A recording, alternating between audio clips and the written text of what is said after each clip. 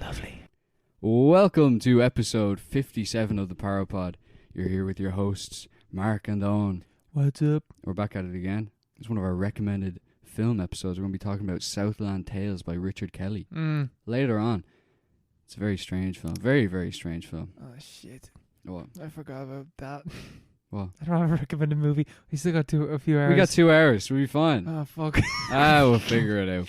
But anyway, we're going to be talking about that later. That's a real vibeology if I ever heard one, if I ever seen one. It's a lot of affects in that film. All over the place, affecting everything. Yeah, it's just effectual and stuff. I feel like the Southland Tales actually, like, there's so much to talk about with that film. Yeah, there's a serious amount to talk about because it's all ideas. That could be a very long discussion. Yeah, who knows how long it could be. Well, we got like a nice little short docket, and it's very. I feel like it's kind of similar because they're all kind of real world in some kind of way. They're related to the real world, even if some of them are fantastical. So it's gonna be good. How have you been this week, anyway? I've been grand. Token with some fun. Token? Oh, jeez, don't get me started. We talked about it last episode. It was amazing. It was amazing. All those things that happened. Pure on fire as well. Yeah, the thing was literally on fire. Actually, I'm not happy about Token in one way because the place was on fire. Like, the room was filling with smoke. People were coughing. There was like an alarm going off in the back. You could smell like the burning embers in the air. You could see the fire. Burning embers. Yeah, and it was just a bit smoky. And the manager comes over and she's like, "Sorry, we've a booking for like 10 minutes from now. You're gonna have to leave." I was I don't want to stay here. This place is on fire. Like, yeah, man. I was sick. That's not even needed anymore. I was raging off that. I was like, "What do you mean a time limit?" That's a scumbag move. Like, what do you mean a time limit? Yeah. You pure squared up to it. That was really intense. Yeah. Oh man, I dragged her over. Yeah, we had to pull you back. Yeah. That was insane. Nearly threw her into the fire. But we ended up staying for a bit and playing the games because we hadn't even got to the games at that stage. We're only there like an hour and a half, and she was like, "You have to leave." We were like, "Fine, we will leave. We'll get up and go over to the fucking Mario Kart. I'll bring my fucking tokens with me." yeah, exactly. But we had a good time. Yeah, pinball is by far the best thing in Token, I think. Yeah, even though it's just so simple. Yeah, deceptively simple. Yeah, and that crane is a lot of bullshit. That crane is a lot of. That's just a crane game, though. That's impossible to get. But how did you got it before? Man, I got it like the last. Me and Isabel. I can't remember who it was. But hopefully it was Isabel. Wait till that. Yeah, no, it was me and Isabel. I won a few games. I think I won 3. I just won 5 tokens though, or 10 tokens. I can't remember. But see, the thing is that like, I'm shit at all the games that are there. Like, I can't survive long enough for it to like be enjoyable or anything. Like, I'm dead so quickly. Yeah, I'm very bad at video games as well. So, but we had fun with the Spider-Man game. The Spider-Man game was good fun. We need 4 people for that. I know, Teenage Mutant Ninja Turtles. Yeah. That's good. But the same kind of thing. Yeah, they should have had the Mario Karts. Yeah, they needed 1. Did they have one? They had 1 Mario Kart. They normally have 2. That's stupid. Yeah, like a single player. Yeah, but the single player. But the dual, like, because they have 2 machines before that are connected together, so you can. Yeah, like what? That's the whole point. Yeah. I'm gonna sit in this little pretend race car and race against the machine. Yeah, that's not fun. That's not fun at all. Yeah, you do it at home. Yeah, you literally do it at home. Yeah, you can do all of them at home, but still.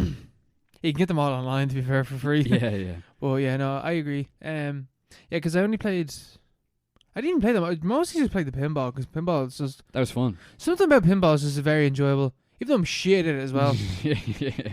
Yeah. Oh, the bollocks as well that kept going down the side. Because you don't have any control as well. Yeah, that's stupid. You're pure just hoping. That's like, a fucking joke. Every time you hit the ball, it's like, I hope it doesn't end up coming to a side that I can't fucking reach. Yeah, we should ask for money back on that one. Let's break the glass. Yeah. Give me that ball back. Do that. Yeah, Twilight Zone pinball, that's what it was all about. We had a blast on that. I should have got the Guitar Hero, but I didn't get time. Yeah, Guitar Hero. I'm shit at Guitar Hero. So am I, yeah. I am so bad at Guitar Hero. But it looked cool. So. Yeah, because you never see Guitar Hero anywhere. Guitar Hero used to be mad back in the day. Used to be huge, yeah. Yeah, huge. Used to be huge. I don't think they make them anymore. Yeah, it's a real retro game now, isn't it? It's probably why it's in Token these days. Yeah. It's like a museum of all games. It's like, look at this. Yeah. It's ancient. It's back, this relic from the past. It's like a Wii sitting in the corner. It's like, look at this ancient relic. Yeah, it's a Wii. Yeah. It's like a velvet rope in front of it. No, you can't touch it. Back off.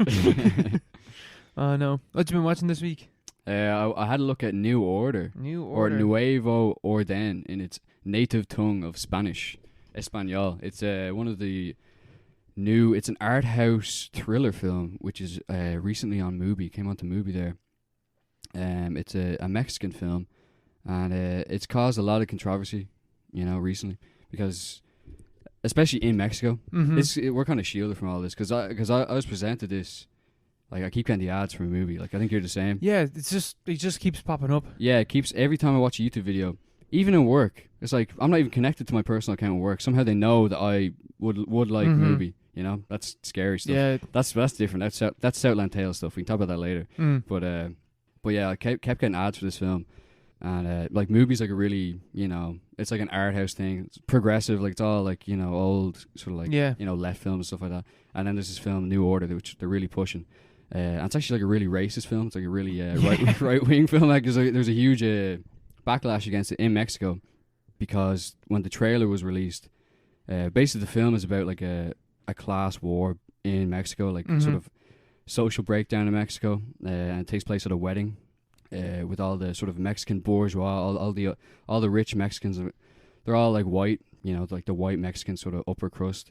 It's like the same in all Latin American countries, where the rich tend to be a very, like a certain ethnicity, and then the lower class are all like kind of the mestizos or the mixed or the like the brown people and stuff like that. And so the trailer showed these rich people being victimized by the servants, kind of like the lower classes, and obviously that was kind of distinguished mainly via like skin color in the trailer, so there's a huge backlash against that. Man, I'm pure just reading the description to this film. What the fuck? yeah.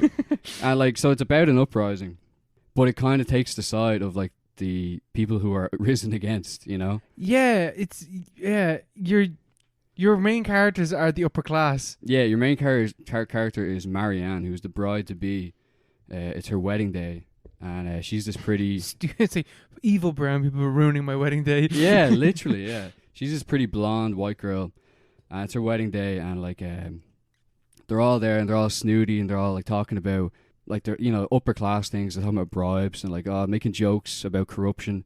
Like, they're all involved in politics. And they're all very powerful people.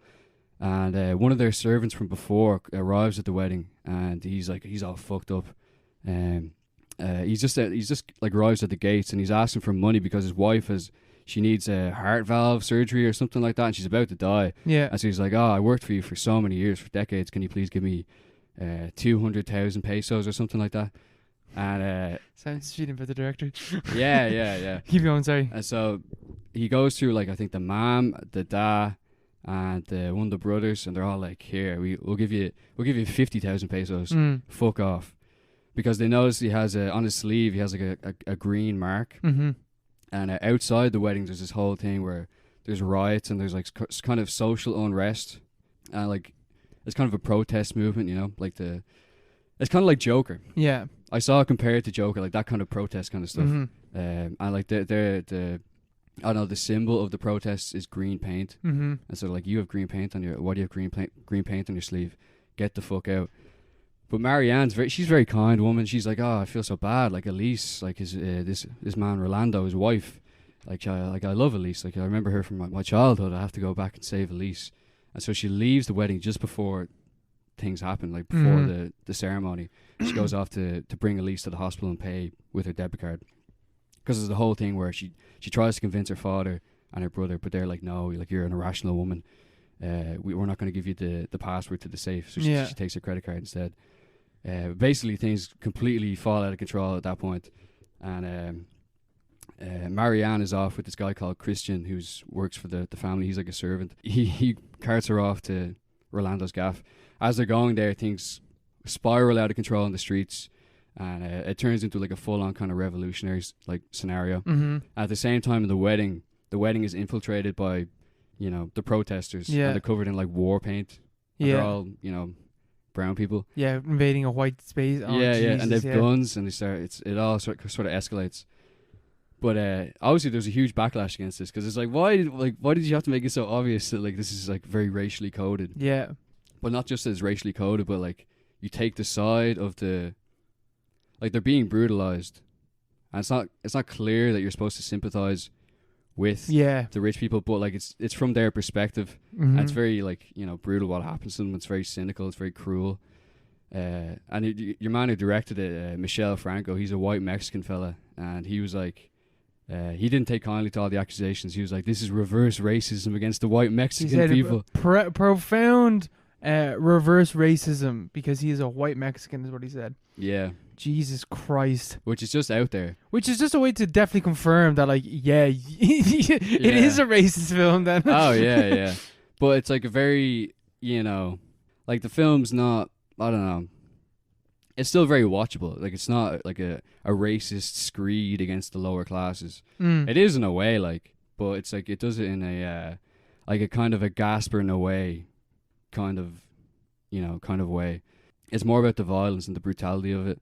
And it's just very like purposely obtuse. Yeah. Like it knows it's being like really sort of really like non-subtle, but it doesn't really care. And the violence is like really brutal. It's like, it's a lot like Climax in that, like, it's like the real rhythm of violence. Like it's really like when it happens, it's like, oh, yeah. You know, even when they shoot like the patriarch of like the rich family, and he's like a bad guy, and it's like he's, you know, you don't like him because he's like a prick, and like he's the servants are rising up against him, and they shoot him. It's just like, fuck, like that guy got shot, like, yeah, you know, fucked up. It's like the thing in like in Climax where like they're kicking the pregnant girl and stuff like that. It's stuff like that where you're just like, oh, there's no need for this, you know. It's like a punch to the gut. It's not really within the scope of the like the structure of the story. Yeah, the story kind of follows these like horrific acts more so it's more just like, it's like getting beaten up, but like it's like beating up the viewer pretty much, you know. It's very like a very violent, very like brutal film. Yeah, and if you're you can really understand why then, like, especially if the depiction of violence is like that. It's like, oh well, you know, black people are savages, they're violent, they're, you know, they'll kill you. That's like, oh jeez. Because obviously this is all coming in the in like the context of like, especially Latin America. It's also released in 2020. It's like, why, you should probably be thinking about your film. If you're depicting stuff like this, you should probably be thinking a lot more, because people are a lot more excuse me, are a lot more socially aware of how people are depicted in films nowadays. Yeah, that's the thing. Like, he doesn't care, obviously. This guy he doesn't care. I think he knows, but he doesn't care, which is kind of admirable in a way. But it's also like, it's like a shock jock kind of thing. Yeah, like the way Gasping Away will have people come into the camera. Like that's the vibe I got off it. Like, it's well produced and it looks very nice. That's a good story, but like it's actually not, it's actually not really a good story. I don't know. Like it's really engaging and really enthralling, but it's like just so bleak and like I don't know, cruel. Like not even the violence. The violence is very cruel, but like just the way the story evolves. Like the thing is like they have the revolution kind of scenario, but it turns out it's like it's a corrupted revolution. It's a military coup. Oh fuck yeah! So the military take charge, and they're like they abduct Marianne, and they're abducting all the rich white people and stuff, and they're holding them for ransom. All the military are brown people and stuff as well, so they're holding all the white people for ransom in prisons. Is there any other white people in this film except for like people that get brutalized? One of the generals is white. Okay, one of them. Well, at least it's one of them. Yeah. He's very corrupt. Yeah. But he also knows the family, you know, so it's like, it's kind of a commentary on political power, you know? I don't know. But, yeah, so like the military, they're holding all these people for ransom, and like they have like this concentration camp where they're holding all the, you know, the bourgeois, including Marianne. And like, there's no goal to any of this. Like, they're not like, oh, this is a socialist revolution. It's just like, we're just going to hold these people, hold them for ransom, get the ransoms, and then fucking kill. They kill the people when they get the ransom, which doesn't make any sense. If you're like holding people for ransom, if you start killing them, then people won't pay the ransoms for the next people. Yeah, that doesn't make any sense. But like, and like they torture them, and like unspeakable stuff happens in the prison. Do you see it and stuff like that? They show bits of it. Yeah, it's like you know, tasers and stuff. But it's also gratuitous and like clearly for shock value, which is fine. But the context it's what it's all about, because this is in the context. This is obviously a Latin American country. You know, a lot of history of coups and like military dictatorships and protests very recently. And this film just takes like such a bleak view of it, that you're kind of like, you're not like, oh, I agree, Michelle. What's the point of all this? It's more like why is this film so like depressing about it? You know, like why is it doesn't present any kind of like, way out. Yeah, because imagine like class warfare would be bleak and it would be violent. The only hope is that it would lead to something more positive. That's the thing. When it first starts, it's so brutal and you have the violence and stuff like that, which I thought was really cool when it first breaks out. Because in a lot of these things you have, or just in general when you think about like events that happen in the real world, you always retroactively, or like, before it happens, you like apply like a story, like this is how it's going to play out. Yeah, even after when the violence is like, rebellion, you look back on it and you think, oh, well, they were doing it for just, in our view, it's like, oh, they were trying to do this for a just cause, whatever. But it takes like the weight out of the violence. Whereas like the film, it happens and it's like proper like punching you in the belly. Like, it's violence for violence sake. Yeah, or even like even if it was for a good cause, like it's still going to be horrible, Yeah. But then like it turns out it's just violence for violence sake. It's just like this horrible circle of like military dictatorships which goes nowhere, and there's like pain and suffering and nothing changes at the end of the film. It's a cycle, yeah. It's just a cycle, which is that's like it's a point that's been made so many times before. Like there's no real without being racist, and there's no real it's kind of a racist premise as well, But there's no need to reassert it, like you could have done something else with it. Yeah. Because the ending is just like, it's so, because your man Christian, who escorted Marianne out of he was Rolando's son or something. Mm-hmm. Rolando gets fucked up for like, he's just kind of a side character. He gets fucked up anyway. But, but yeah, Christian is like, he's sort of tied to Marianne when she's abducted, and he gets brought back into the situation. And there's an interesting kind of sequence like half an hour after she's been abducted, where it's like sort of describing the. How long is this film? It's only an hour and a half. Okay. It's only an hour. Sounds like it'd be mad long. Yeah. But like, it's because it's so focused on like just the family, like the wedding at the start. Like it's a very small kind of focus in like a single scene, a single setting at the wedding for the first half an hour. Then you have everything. All hell breaks loose, and it starts to lose its way when it kind of pulls the camera back and it's talking about what else has happened, like how things have developed, and it has this like the details of the military dictatorship, like they have job permits and stuff like that. There's curfews, and everyone's all corrupt and stuff like that, which is like it's just not interesting, It's just really brutal for no reason. Yeah, it's just depressing dystopian fiction. Yeah. They could have if they stayed just with the wedding and just with like the abduction of Marianne, they could have done something with it. Yeah. But it's good. I think it's good. It's worth a watch though. Yeah, I think it is. Why is movies like showing this, like advertising this film fucking everywhere? Then it's an alright film. Like, yeah, I wonder if it's just because it's really well made. Just because it is controversial and it's like like it's not like we say it's racist, and it's like the same way you could perceive. Climax. Like there's a reading of Climax which is extremely racist, but like it's more on the nose in this film. Well, it sounds way more on the nose. Yeah. Because at least in Climax, like you don't really think about like, but you're just like, this is a very diverse group of people, and you don't really think about the fact that all the violence is committed by all the black. You don't really think about that. Yeah, true. Until someone mentions it, and then you're like, "Oh shit, yeah, no, yeah." Yeah, I suppose, yeah. But like, it's that kind of way, though, Like Climax is quite dark, Everything's poorly lit. Like everyone kind of looks the same. Yeah. In this, everything's in daylight. Everyone looks dark. So you're like, it's like yes, the bad people are just brown. Yeah. Oh, and the good guys are white, so it looks a lot worse. But like, it's not saying these people are scum. It's more just like a nihilistic kind of there's no way out of this. It's just a cycle of violence. Yeah. It's not like a purely racist film, is what I'm trying to say. Yeah, it's not. It's Birds of a Nation, like. Yeah. It's an art house film, which is like a shock jock, kind of vibe to it. That's it. That's why movie have it on, I think. And it is worth a watch, I think. I might give it a go. An hour and a half. I'll say it's an hour and a half. Yeah, I think you'd like it, because it's a lot of violence and it's just quite short. Yeah. That could be something that I might be interested in watching that. I don't know. Movie just has so much on it, so yeah, exactly. The breadth, the internal struggle, like the eternal struggle of life. There's too many movies on it. Yeah, it's definitely the best. Like, streaming service though. Emo. Absolutely. For yeah. the type of films that we like anyway. Yeah. The Netflix. If you like foreign, it's the best for foreign language films, easily. Yeah, absolutely. Yeah. This is a foreign language film. I felt so smart watching it. Yeah. I was like, Spanish?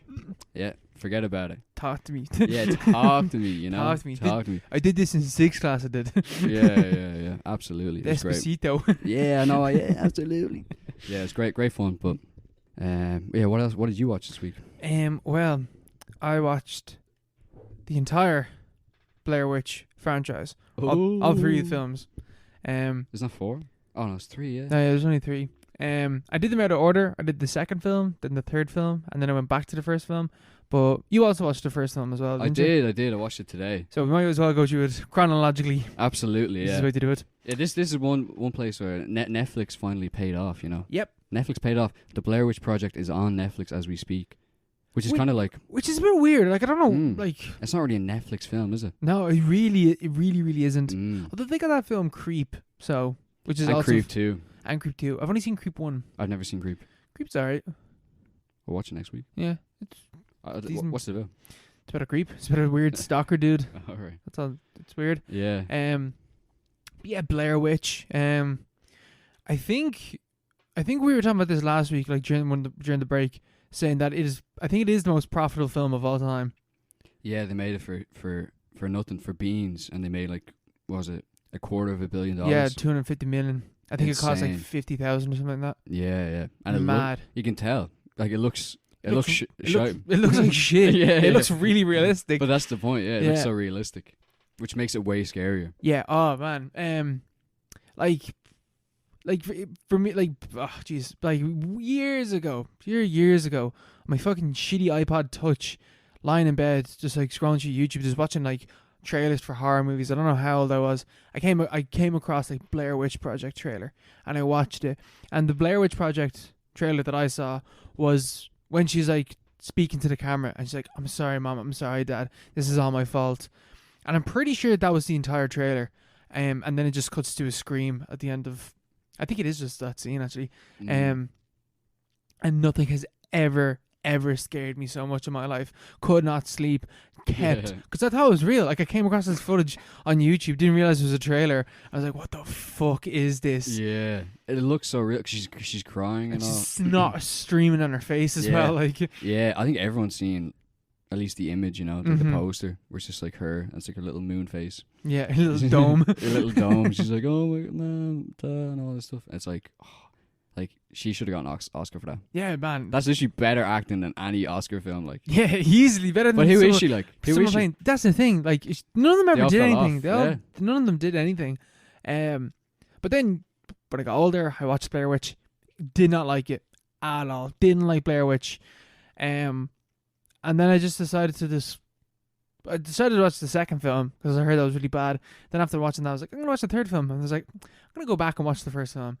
Holy shit, this film is so much better than I remember it being. It's class. It's a great film. It's so scary. And the weird thing is, still holds up, regardless as to like how many found footage films have came out since then, because it's basically the first one. Yeah. Is there any before it? Like, I don't think like there is. Cannibal Holocaust, but Cannibal Holocaust is like doesn't do it. Doesn't lean on it. Yeah. Doesn't lean into like it at all, really, and like it's so blatantly, obviously not found footage. Like it's so obviously not. But like Blair Witch is, I think, like one of the first, definitely the one that started the craze. Like started the massive craze. Like without Blair Witch, you wouldn't have Paranormal Activity and stuff like that. Yeah, definitely. Which I've never seen. I've never seen Paranormal Activity. Yeah, I've never seen either. I've only seen the second one. It's fucking so boring. Yeah, I've never. I feel like I should have seen them. I thought it was too scary back in the day. I remember I was like you. I watched the trailers, and like that was enough for me. Like it just made me shit my pants. And I was like, I didn't sleep for like a week afterwards. I was just watching the trailer, the ad for the film. I think the trailer even shows anything really. Yeah, it's so scary though. I think I was watching clips like when she gets dragged out of bed and stuff like that. But I never watched that. I'd never watched Blair Witch either. But I remember, I didn't even watch the trailer for it. But I read the Wikipedia article, and I didn't sleep for like a while either. Like I slept with one eye open. Like even though what if she's there? Yeah. But like it's not even about the Blair Witch, is it? It's about a guy who's like I don't know. It doesn't even matter really what it's about, but like It's pure about just people getting lost in the woods. yeah, it's That's like that's it's an hour and 20 minutes. I was like, oh, it's like, chef's kiss. rewatching it now. It's like it's way less. It's not about the witch at all. Yeah, It's it's actually not like It's the idea of these people getting lost in a national park and just wandering around, not being able to find anyone or anything, yeah. and then coming across really weird shit in the middle of the woods. And it's just like, because I was watching it, I was like, it does kind of just like, what if I just had it in my head at one stage. I was like, what if you found this footage, like if you came across this footage in a national park, and like this is what happens to people that go missing in national parks. You're like, fuck it, hell, You're like just like, get me out of here, get like me the fuck out of here. Yeah. Like But like that's it's actually happened to some people. that's Not the thing. witch part, But like people go missing. Yeah, it has happened. all the time. Yeah. Which is one thing that they kept saying in this film. It's like America's way smaller than it used to be. Like we'll be able to get found. I was like, Yeah, what are you talking what are you about? talking about? Yeah. What are you talking about? That was 20 years ago. It's like 20 years in the future, and it happens like every other week. Like, Yeah. you know, literally happened the other day, didn't it? Yeah, it With that keeps girl. happening. Yeah. Yeah. Did you hear about how they found her body? No. Some YouTuber, I can't remember her name, but people probably know what we're talking about. And the girl that went missing, and her boyfriend came home, and he's like, "No, please, I don't want to talk to you." I was like, "Bro, you need to. She's missing." He's like, "No, I don't want to." Yeah, and now he's missing. Now he's fucked off and gone on the run. He definitely killed her. Yeah. But a YouTuber was someone that was just making their vlogs, or whatever, was going through their footage, and they're like, "Oh, that's their van. Their van is in like I went past their van without like properly noticing it, but obviously I had heard the news afterwards, and then recognized the van as if you see this van or whatever, and then they were able to geolocate where they shot the footage, and then the police went to that location, and then like 50 feet from there they found the body. Jeez. Yeah, mad. That's the same park as your man as well. Keane. Oh yeah. Yeah, same park. Fucking Grand hell. Teton in Wyoming. Jesus. Stay out of that park. Yeah, fucking hell. Don't go there. Yeah, that is so scary. Yeah. But like that whole idea of Blair Witch I found really fucking scary. Just the idea of you're just gone. Lost, like you just get lost. Have you ever been lost before? No, I don't think so. I used to get lost all the time. I have a very, very poor sense of direction. Just keep walking.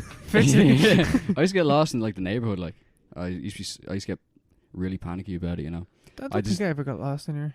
Reno's very easy to get lost in. Reno's a fucking labyrinth, man. yeah. I used to get like really scared when I didn't recognize like the like landmarks around me when I was like really small, and it's like the worst fear you can have. Literally the worst fear. Like if I got lost in National Park, I'd probably just lay down like kill myself or something like that. I was like, this isn't gonna like that's what take me. Like this is just not gonna happen. Yeah. Like, I'm not gonna find my way out. Like I have the worst sense of direction in the world. Like it's not gonna happen. Yeah.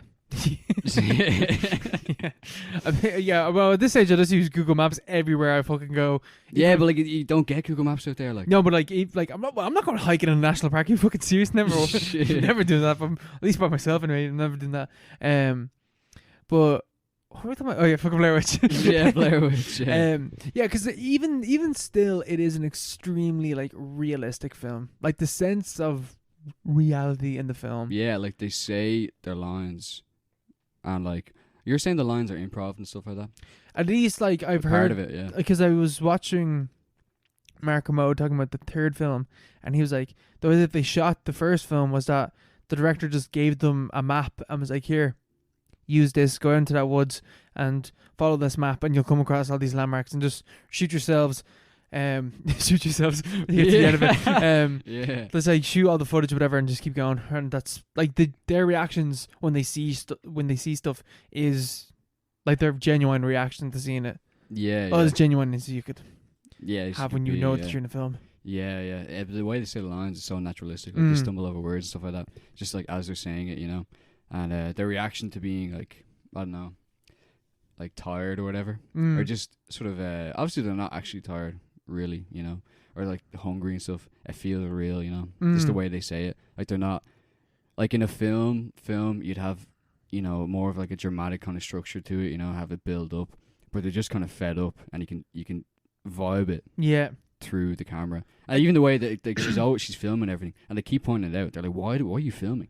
This is Yeah, serious. what the fuck are you filming for and stuff like that? Which is like, I was like, you'd literally be like that, you know. Yeah, you would. You'd be like, what are you doing? Because they get pissed off at her as well. It's like, why the fuck? Stop fucking recording. They have everything. a point, like. Yeah. But then they take it too far. Poor Heather. I felt so bad. Yeah, yeah. Oh man, when he starts to like, is this the film you wanted to make, Heather? Look what you did. I was like, leave her alone, bro. Like, the other fella's the dickhead that fucking lost the map. Yeah, I'm glad he died. Yeah. He's scumbag. Scumbag, yeah. He deserved to get his finger or whatever the fuck was left. Yeah. A little bloody pulp. Oh, that was like his teeth. His teeth. Jesus. Yeah, that was so scary because what's his name? Josh. Josh so and Josh, Mike, and Heather. Yeah. Josh goes missing first. Well, after because they're like doing loops. Because it's only supposed to be, what, a 3-day shoot or something? And they obviously back in work and stuff. And obviously they missed that deadline. And they're there an extra few days. They're completely lost. And they're all fed up. And Josh just being mean and stuff. Being pure mean to Heather. And he ends up going missing because they have... That bit is so fucked up. That's so fucked up. You can hear him. Yeah, because every night when they've made their camp, they keep hearing like weird shit outside. It gets worse every night. That's the great rhythm to the film, though, because at night they hear weird shit, and then the next day they're power over the weird shit and they're lost, and it keeps getting progressively worse and worse each night. Like each night they hear even weirder shit, and then the next day they're even more like their situation gets worse. Yeah. And the arguments that they have are so realistic. There's like one argument that they have. I can't remember what happens in the argument, but I was like, I've literally heard people start to have an argument that way. Yeah, yeah. Like the way, like I can't remember how they did it, but I've heard people have that argument. I have done that myself. Yeah, I've started an argument the way that it happens in the film. It's so realistic. Just like when you're tired and like frustrated, and then you just explode like almost straight away, basically. Yeah, yeah. But yeah, when Josh goes missing. Yeah, Josh Pierce goes missing. Because they're doing shifts. Because all these weird things are happening at night. And it's getting worse each night. So they start to do a shift. Like a watch outside the tent. And they wake up in the morning. Heather and Mike wake up in the morning. Josh is gone. He's pure gone. Yeah. And like Heather's freaking out. I think Mike is like, Mike's just like, whatever. He's like, he was kind of dead weight anyway, you know. But Mike got them into that situation in the first place. He's the real. Yeah, he's the a real fucking villain. Idiot, man. He's the real villain. He's like, oh, the map wasn't worth. You couldn't read the map anyway, so I got rid of it. It's like, what are you? Are you for real? Are you? I swear, I'm not even joking when I said this. If I was in that situation, I would have murdered him straight away. Yeah, I was thinking one of the like, wasn't there a fight here or something? I'd be like, here, like if it was me and you and we were out with Mike, I'd be like, here, Mark, I'm gonna murder him. And we're just gonna say that we lost him. Yeah. I'm fucking killing this dude. Yeah, at that point he's like a loose cannon. Like you're better off, you know. It's not worth the risk. Leave them in the creek, you know. Like if you can't find your way out, they're not gonna find his body on the way in, you know. Mike, forget about him. But anyway, Mike survives for some reason, and then he becomes way more reasonable afterwards. Maybe he was possessed by the Blair Witch. Yeah, see some of the nonsensical stuff you can just be like, it's the witch. It was the witch. Yeah, it was the witch. But yeah, Josh goes missing, and then was it the next night or it's a few nights after? I think it's just Heather and Mike, and they start hearing like a groaning out in like the darkness, and like it's completely pitch black, and it's just like the tent. The screen's pretty much black until she turns on the lamp, and even then when she turns on the lamp, it's just like a flat canvas, the side of the tent. And you just hear it's like. Well, not like that. That's kind of like ghostly. He's like, oh, like this guy's screaming like in pain and groaning in pain. Yeah, like. If you heard that, like, that's one of those things. I'd just be like, I'm gonna kill myself right now. Like, I'm not going out there. Man. Oh my god, this is a completely different segue, but you just reminded me about this. Did I ever tell you about the time where me and Isabel heard a guy crash a bike? Yeah. His motorbike. Like, when we heard that guy groan, I was like, what the fuck is that noise? Is someone like imitating cows or whatever? Yeah. Some dude is fucked up on the ground. Some guys are just spazzing out. Like, death rattle. Help. He didn't actually say help, but he's like, ugh. As an actual guy. He's an actual guy. He survived, though. He survived. He's grand. Yeah, he survived there. He's grand. Are you sure? Yeah, he's grand. Don't worry. An hour later, this actually happened to you? Yeah. This basically happened. So I was in Isabel's room. Except you were like, what the fuck is that? Just like, will you just shut the fuck up, man? It's only, I sound like a dickhead. Didn't realize it was the guy that crashed his bike Yeah. until. Yeah. Imagine you saw him crash his bike. Shut the fuck up, man. Get up. Because we woke up because of the sound of groaning. We're like, what the fuck is that noise? Yeah. That's so funny. Anyway, he's okay though. Don't worry. He's grand now. Yeah. But yeah, in the film, they weren't too happy about it. No, they're like, oh, we know that guy. That's Josh. Yeah, they weren't happy. That's obviously so freaky. Like, oh yeah, just man, imagine being like in the middle of the woods and you sleep and you wake up. Well, also your best mate is have to call him fucking missing as well. And you just hear him roaring for like in pain out in the wilderness, and you don't know where the fuck he is. How would you sleep? Like, how did they sleep at all through all that? Nah, man, I said they don't. Like, yeah. The characters like, yes, yeah. But like, then you'd be all disoriented during the day. Like, I mean, they're already lost, so what's worse can happen? Maybe that's why they were lost. Yeah. But yeah, that was so scary when all that stuff was happening, and they sort of go out to look, but they're like, oh fuck that. They go back to the tent. Yeah, they appear like this is not worth it. Yeah, this is like clearly because they have an idea. Clearly, someone is or something is following them. Is this at the stage? Has Josh been taken by the stage where like the kids or whatever like come up and like start shaking the fucking? I think it is. Yeah. Yeah. So that's So they're like clearly something is happening. Yeah, they're like here, clearly someone or something is around. Yeah.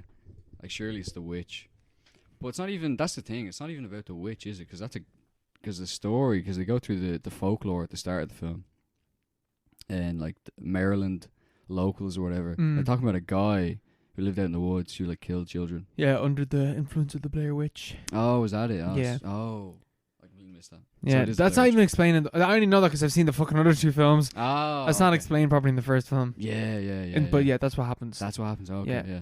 Or it's just like weird. If you go out and you live near the woods, weird murders and shit happens. Yeah, the woods. They are the woods. Yeah. Yeah, that's all fucked up. You know. What happens after that? They get to Josh is like, ooh. They eventually find the house. Yeah, they find the gaff. Oh, is that like the night after he's doing it again? But like he's proper yelling. Yeah. Because they're saying the night before when he's just going, he's like, if that was Josh, you would have said where he was. Yeah. They kept calling out, going, where? Like, Josh, is that you? Where are you? They're just going, So the next night he's actually calling out. He's like, help. Like out into the darkness. It's like, don't go. Don't do it. Don't do that, you know? And they find the gaff. The scariest thing. Like, don't go in that gaff. Man, imagine you're out in the middle of the woods and you stumble across this clearly haunted gaff. Yeah. Like, what do you... I also assume that that's the house where the murders took place. Yeah. I would assume. Yeah, definitely. Yeah. Because they have the kids' hands on the wall. Yeah, the handprints. The handprints, yeah. Oh, shit, yeah. Sorry, I didn't even think about the fact...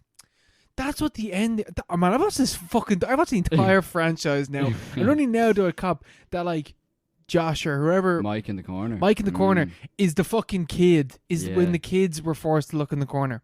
I'm a fucking dumbass. Yeah. I've literally copped that now. Yeah, because I remember I was so scared about the Wikipedia plot summary and stuff like that, the different like screenshots that I'd seen. And then I remember plucking up the courage to watch like the end. Like just the end clip. Like I knew how it ended before I watched it today. Like, and I remember like it just basically Mike walks into the gaff. I don't know, under the influence of the witch. Like, why would you go into that clearly haunted house? And he's in the gaff. And he's like, he runs up to the attic. He's like, Josh, and like the shouting coming from somewhere, disembodied shouting. And he's like, I think I hear him downstairs. And like Heather's like. She's like, Mike. And she's like proper shrieking. Yeah, she's like, please, fucking, let's leave. Let's get out of here. But they're filming the entire time. And they get down to the basement. Or Mike gets down to the basement and he drops his camera. And then like the final scene where Heather walks down, follows him down. And there's kind of delay on it. And there's a cool bit though where you can... The audio is coming from Mike's camera. Yeah. So you can hear her like breathing. And it's just like Josh, but it's like really faint, even though you're seeing it from her camera's perspective. Yeah. It's very disorienting, like. And then she turns the corner, and you just see Mike like staring into the corner. And I just saw the clip I saw was just her walking downstairs, and he turned around, and Mike's staring in the corner. I was like, "What's so scary about that?" That's not scary at all. Yeah. But like when you in the context of the original story, it's like the witch has like somehow like taken control of Mike or like done something to him, and she's like waiting in that corner while like kill Heather. Yeah. It's like, it's terrifying. Fucked up. Terrifying. It makes it way scarier. Yeah. You know, and because then Heather drops the camera and like that's it. That's the end of it. So spooky. Because Yeah. you never see the witch. You never see anything. never ever see the witch. You never see the witch. You don't even hear her really. No. And you've like no idea at all. Like there's no hint of what she could look at or anything like that. There's nothing. It's so scary. I think about sneeze. Sorry. No, okay. Yeah, it's so scary. And that's even taking away the whole like getting lost in the woods aspect of it, which is also fucking terrifying. Yeah. Really, I don't know why the fucking. I think when I watched it first, I found it boring, but now because I enjoyed like everything that wasn't the witch stuff, like just I don't know, the film just hit me differently. It is really, it still is scary. It actually is, yeah, because it pays off. Like if you get into it, absolutely, yeah, because there's no, it can't, you know, it can't really age because it is what it is. It's a video. It's video footage. That's the only thing that's dated about it. Yeah, you could do it today. You could do it. You could do it at any time. Yeah, you could do it today on an iPhone. It'd be shite though. I don't know. I'm amazed there hasn't been a found footage film from iPhones. I'm assuming that there has been. There definitely has been, hasn't there? That's too obvious an idea for that not to have been a thing. Yeah. I know that there have been films shot on iPhones, like Tangerine, but I don't know about a found footage film that is that. Remember the film they had where it was over Skype, or it was over Zoom or something like that. What was it called? I can't remember. Oh my god! But basically, someone joins the call and they're Unfriended? Yeah. I think it is. Yeah. Is that what the film was called? Unfriended. It sounds like it's like a stupid enough title. Yeah. Like I think I remember. And there's the host that came out last year as well. But the host had a good concept because it was 3 people on Zoom or on Skype during the pandemic, and they're getting haunted. Yeah. Well, that's topical. Yeah, that's a cool idea. Like at least it's topical. Yeah. But like you're just in like a fucking Skype meeting and someone joins the call and like, whoa, it's a ghost. What? All right. But yeah, this works way better. Yeah, it can't age. I watched it today and like it was such a dull day today. It was literally like I was in the film because I was watching it like as the sun was setting. Or the sun there's no sun anyway today, so like, it was just getting darker and like I hadn't turned the light on my room. My room was like dark. And like, but I had the window like kind of cracked. It was just grey sky. It was literally like I was in the forest with them. I was just staring at the screen. I was like, I literally felt like a sense of impending doom in my room, just watching it. Like, yeah. That's the thing as well. There's such a sense of like of doom because the start of the film is like this is found footage of people that have never ever been found. So you immediately know like. Oh, they're folks like they're gonna like we're just waiting eventually for them to die. Yeah, it reveals the ending at the start of the film.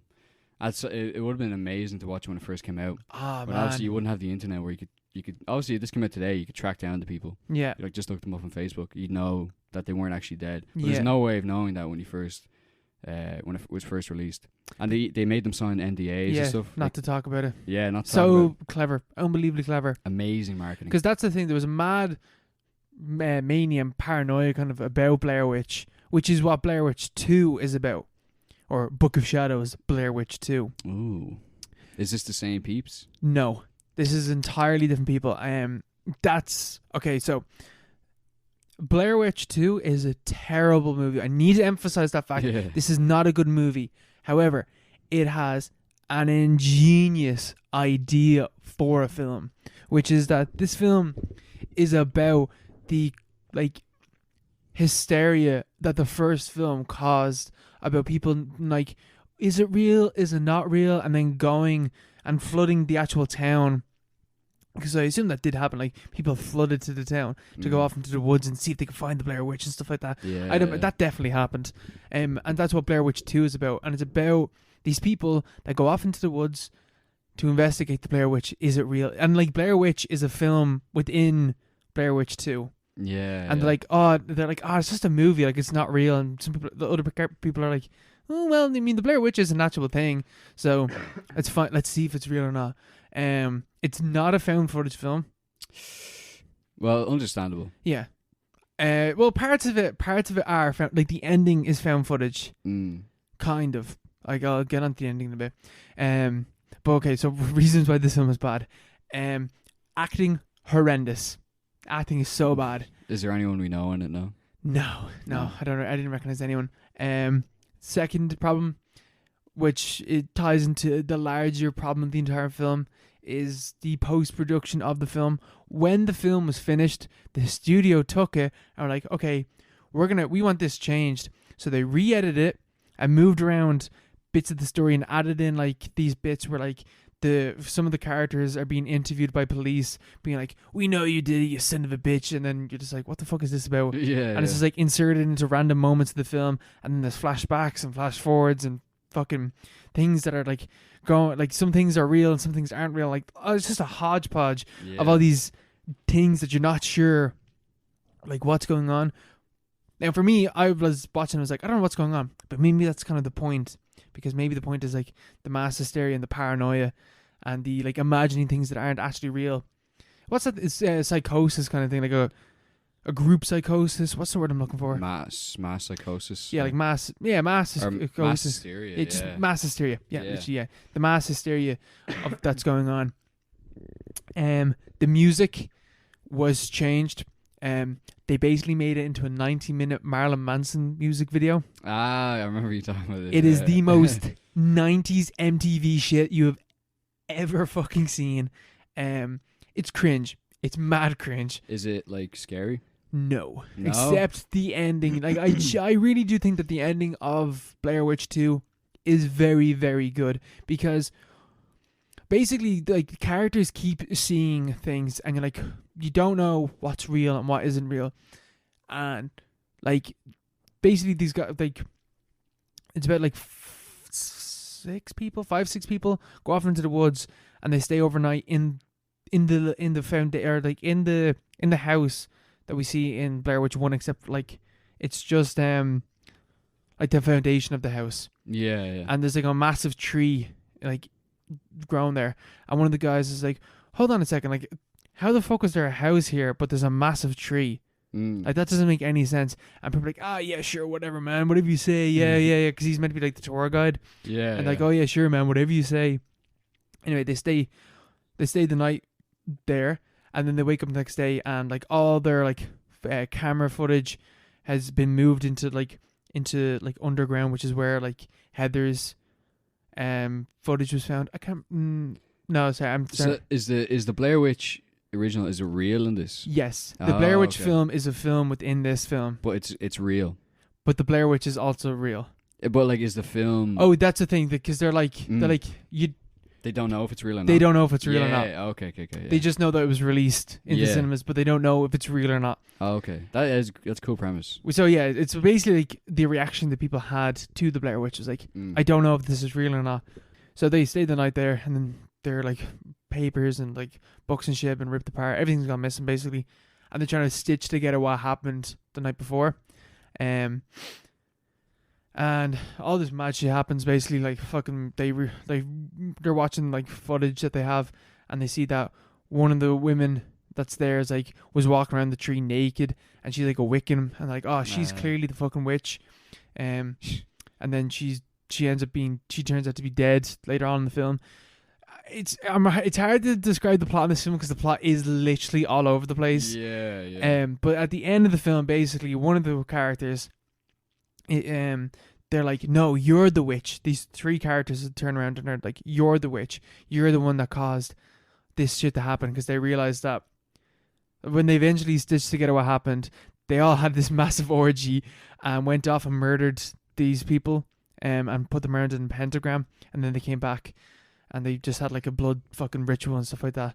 And they're like, you're the witch. You're the one that caused this. And they murder and they fucking hang her, and they hang her and toss her or whatever.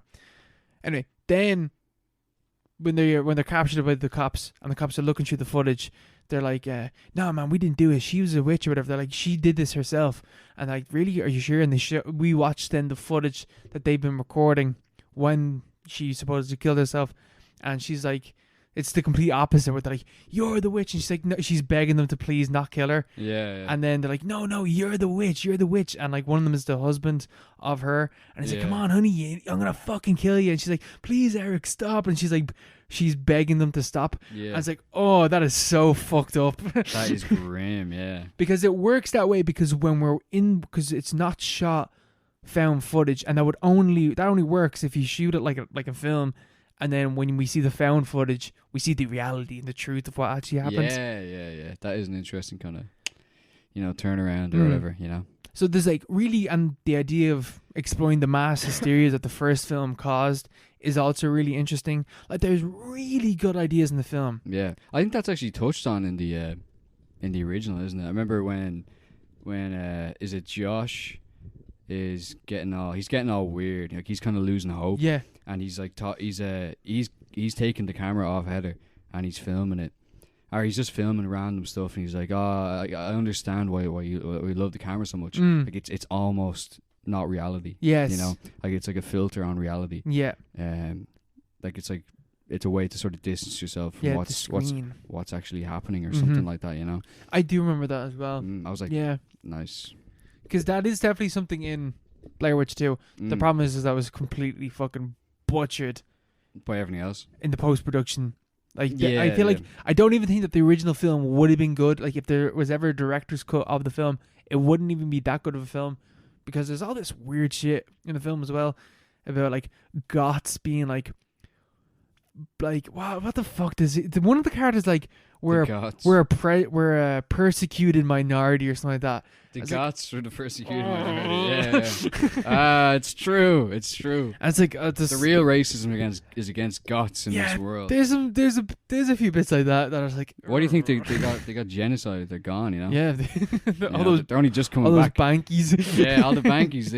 Their cultural heritage was destroyed. Yeah. That's a genocide. They turned into skaters. Yeah. They were assimilated. Yeah. But yeah, no, like that. The way that it looks at, the hysteria of the first film, and the idea of like the fiction, weird metafiction of the first film, stuff like that, is super interesting and cool. But the film overall is shit. Yeah. It's such a disappointment. It's a shame, because it could have been really interesting if it was decent. Yeah. Besides everything else, it's just a studio, is it? Yeah. What's the third one like? The third one. So this is the Blair Witch. The Blair Witch, very recent. Yes, 2016, 17. Yeah, it's the guy. What's his name? The Wingberg or something, isn't it? Yeah, Adam Wingard. Yes, Wingard. Yeah. He did He's done loads of great stuff. You're Next and all, didn't he? I'm pretty sure he did Godzilla and King Kong. Yeah, he really sold out, but he did loads of great stuff before that, didn't he? This is like, there again. It's like half and half. There are really good ideas in this film. Really, really cool ideas. Has proper. So this is the third film. Has proper reasons for the cameras always being on. For one. And that is that they're wearing headpieces on their heads. They got GoPros. They got GoPros, basically. Just little small GoPros that are on their ears that are is recording everything, and is GPS, which is one of the reasons why they're always wearing them. Yeah. They got drones, so they can fly. There's loads of camera shots in the sky and stuff like that. There's more people around. The basis of this story is that the main character, boy, Eric, let's call him Eric. Chad. He's Heather's brother. Okay. And he wants to go off and he wants to find Heather. So the original one is real in this? Yes, again.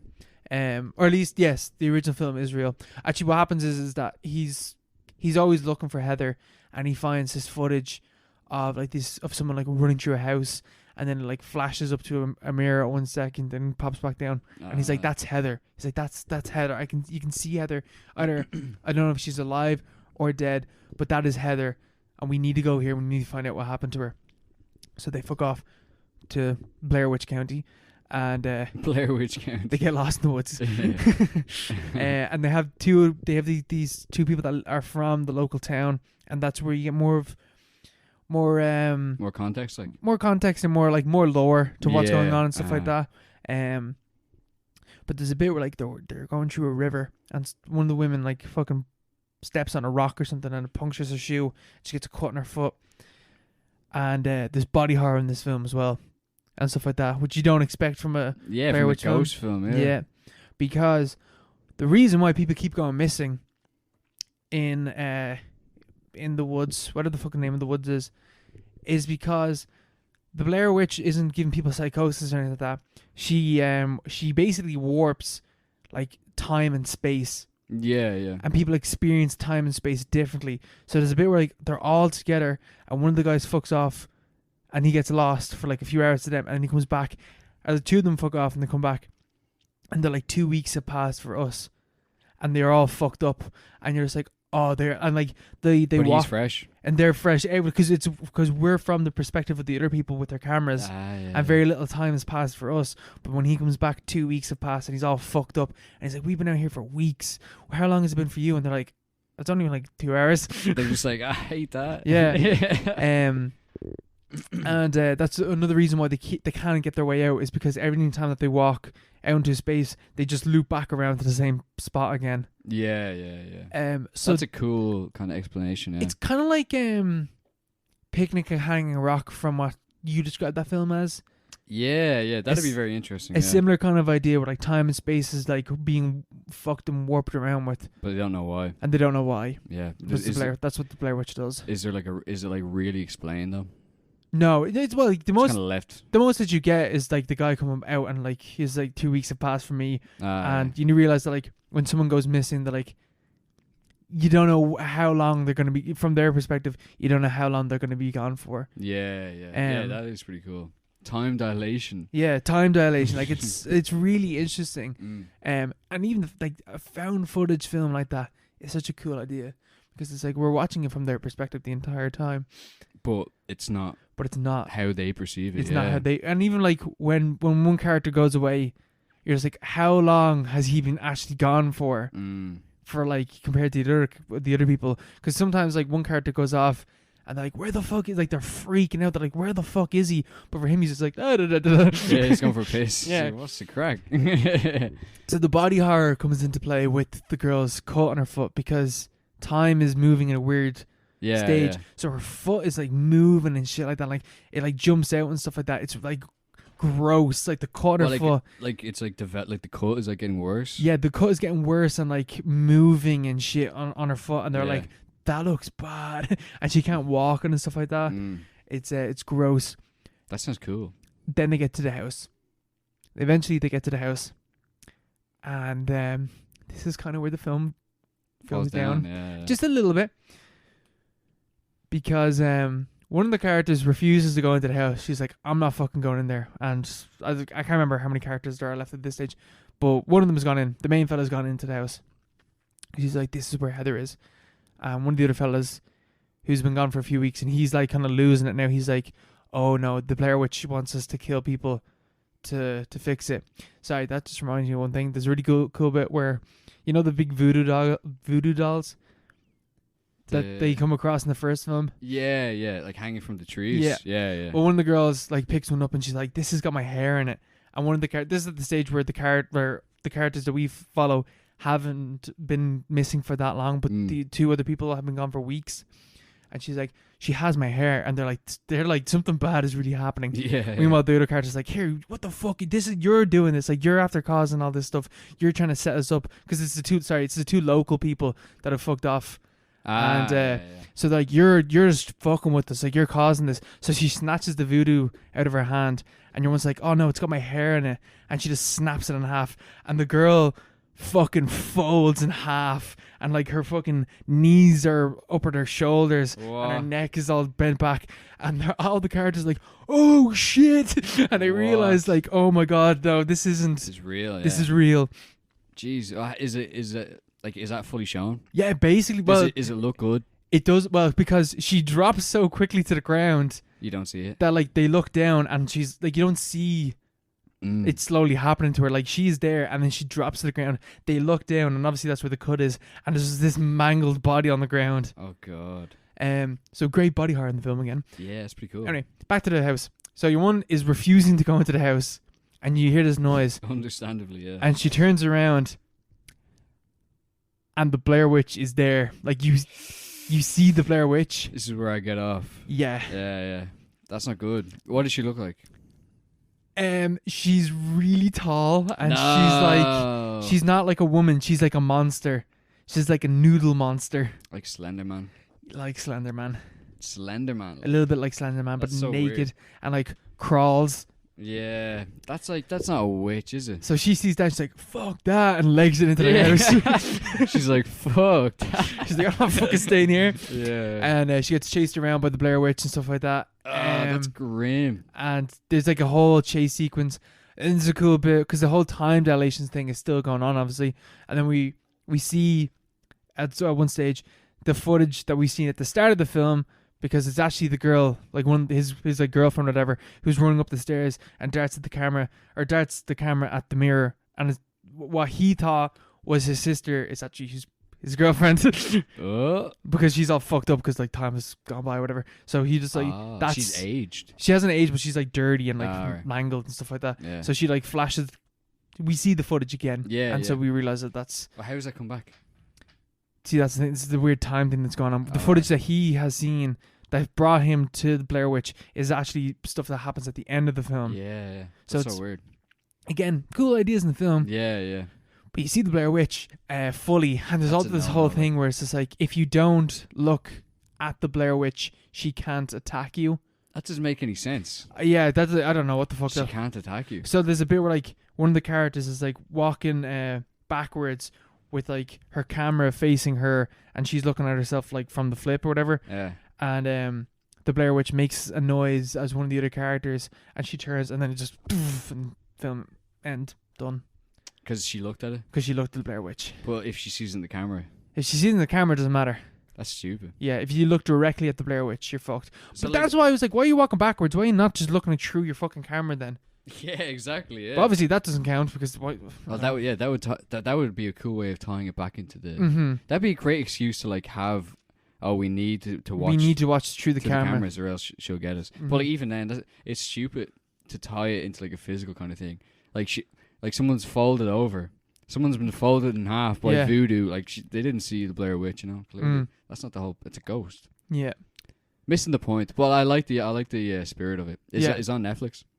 No, I watched it on Rakuten. But like, yeah, I would have watched that. It is decent. Like it is decent. There's like, it's not a perfect movie. It's not as good as the first film. It's a lot better than the second film. Like there's just, again, cool ideas. The time dilation, the body horror, the time dilation. Yeah, the time stuff. The time stuff is really cool. That is really cool because it's like, you know what. I don't know, your thing from the first one, like the getting lost in the woods, like that's just adding a cool dimension to it, you know, to like actual, like how time changes, you know, your perception, or like how your perception changes with time and stuff like that. You know, that's a pretty when there's no, you know, when you got no phones, no clocks, man, how do you know what time it is? Yeah, exactly. That is, it's something that you could revisit really coolly. You know, that's not a word, but. But fucks it by making you see the Blair Witch. Yeah, it's, clearly that's like a producer. He's like, there's not enough monster in this. You know? Where's the Blair Witch? It's called the Blair Witch. Obviously, never seen the first film. You know? Yeah, she's pure a monster as well. Like she's not stupid. Like she's like, like chasing after them and stuff like that. Yeah. Like it's not good. That stuff is bad. Sure. Look, it's also riddled with jump scares. Jump scares. But like fake jump scares, like someone like, hey, stuff like that. Like they're kind of funny though. Yeah, but not when they keep happening. Yeah, true. Yeah. No, maybe I will if that goes on to Netflix. I'll have a look. Yeah, 100%. Adam Wingard is an interesting director. Yeah, definitely. Yeah, You're Next. We have to watch You're Next one of the weeks. Yeah, we do. I haven't watched that film in years. A lot of subversion going on. We can do that for our Halloween. Our Halloween month. That's only 3 weeks away or something. Yeah. We have to record that. Can't wait. Halloween again, man. Jeez. We go for a break. Let's go. And now for our recommended film of the 2 weeks, Southland Tales by Richard Kelly. We kept referring to him as David Kelly. His name is actually Richard Kelly. Oh, did we actually? Yeah. Oh, shit. I'm pretty sure David Kelly is someone, though. He's someone, you know. Yeah, his name is Richard Dick Kelly. Southland Tales. This is a brief synopsis. With the United States under the threat of nuclear attack, the lives of several people converge in the dystopian Los Angeles. Movie star Boxer Santeros plans his next film with the help of ambitious porn actress Chris Danao and troubled policeman Roland Taverner. Meanwhile, Marxist revolutionaries, greedy corporations and secretive government agencies pursue their separate agendas among a paranoid populace. As you can tell, there's a lot going on in here. By Jesus is there. There's a serious amount happening. Which is part of the problem of the film. That's a huge problem, yeah. Yeah. This is a very ambitious film. very divisive film. Yes. Very divisive. Has 40% as we speak on Rotten Tomatoes. Hated when it first came out. Hated, yes. Ruined Richard Kelly's career. Yeah. This is the guy that did Donnie Darko. You know? Donnie Darko. So that was big, you know? That was huge back in the day. He even started a production company, I think, afterwards. Like, it was that big. Just off the back of the success of Donnie Darko. And this was his follow-up 5 years later, I think. I don't think he did anything in between. No, he didn't. And since then, he's made one film, I'm pretty sure. The Box. The Box, yeah. Yeah, I think I've seen that before. It was pretty good. I've never seen it. Wait, let me check if that's the right one. The Cameron Diaz one. That film also bombed. Oh, no, yeah, I did see it. It's pretty good. Yeah. It's alright. Yeah, okay. But it's nothing like Southland Tales, obviously, because Southland Tales is about 10 films in one, which is kind of the problem. But it also makes it good, you know. Makes it great. There's something there for everybody. Yeah. For everyone. Okay. We're at different ends here because I've seen this film now twice. Yeah. Which helps a lot to understand what is going on in this film. Yeah, because I was kind of drifting in and out because I didn't understand what exactly was happening or why it was happening, because there's a lot of material and like sort of like as the synopsis says, converging characters, converging stories, and like they all have their own like little universes going on, and they converge, but it's like a lot of cross wires. I think you need to watch it twice. Yes, or a few times. I think you do. Yeah, and there's multiple cuts as well. You know, a lot of extra material was in there. There's the canned cut and the theatrical cut, and the canned cut is longer, but is regarded as the worst cut of the film. Yeah. I think it was regarded for a while as one of the worst films ever made. Yeah. Which is kind of a common theme for our recommended films. Which is a load of bullshit. Like, even if... No, yeah, it has a lot of redeemable qualities. Like, even if you don't understand what's going on, like, that's a load of bullshit, because there's still, like, a bunch of ideas in the film that are very clear and are really fucking interesting. Yeah. Like, the first 90 minutes, at least, it's very, like it feels like Idiocracy, which I watched recently. That was in 2006 as well. But Idiocracy is a very straightforward film. Very, very basic comedy, like Judd Apatow kind of thing. Just like a basic Hollywood comedy film, which has like a kind of like underlying, you know, subtext or whatever, just barely there. But then this has that as well. But like there's obviously a lot more gears turning underneath, and has like multiple layers and stories on top of each other. So even for that alone, it's completely redeemable as a film. Like, yes. It is very, very like I don't know, it's cumbersome. Well, the first like 30 minutes of this film is basically exposition. Yeah. But like, it's like lashing out like what is going on in the world, but and it's fun. A lot to take in. Yeah. It's exposition in the same way like a post like fucking Hunger Games is like first half an hour is exposition, because it's like a dystopian film, and you have to figure out what's happened. You know, why is the world like this? It's also part of the problem as well, is that this is like Southland Tales is a multimedia story, and it's a graphic novel, and for some reason the film is parts 4, 5, and 6 of the graphic novel. Yeah, it pulled a Star Wars. Yeah. It was like, because it was it does that half an hour in, it goes part 5. I was like, part 5? Yeah. It's not just started. I was like, what? I've completely missed half the film or something. But the first 3 parts are in the form of graphic novels. Yeah. Which Richard Kelly wrote while he was filming the film. So it's like a multimedia experience, but obviously no one read the graphic novels, because no one watched the film. So it kind of fell flat in its face. But I'd be very interested to read the graphic novels, because there's obviously a lot of backstory. About different things, you know, when you first come into it. As far as I know, the graphic novel like is all about the stuff in Fallujah. Yeah. With what's his name? Ronald Taverner. Taverner, yeah. Yeah, that would make sense because Mm. they're always referring to things that like You feel like you should know. yeah, there's clearly a backstory here, but I'm not sure what it is, you know. Mm. And you just kind of have to infer whatever it is because you can infer it, but it's probably would be better to have a backstory. Like it's so ambitious, it's ridiculous. It is. It's an incredibly ambitious It's film. insane. Like Yeah, I don't even. Okay, I guess we'll just start off the bat. Straight away, I took a note. Cool use of found footage at the start of the film. The very start of the film is found footage of like people having a birthday party, and then they look up and there's a nuclear explosion out like in the distance or whatever. And I like the way that it like immediately shows you the human cost of like a nuclear attack happening on America. yeah, they're fucked. Yeah, they're fucked. You know, and then it goes into the social cost or like the reactions to it, The political costs. Yeah, because this is all.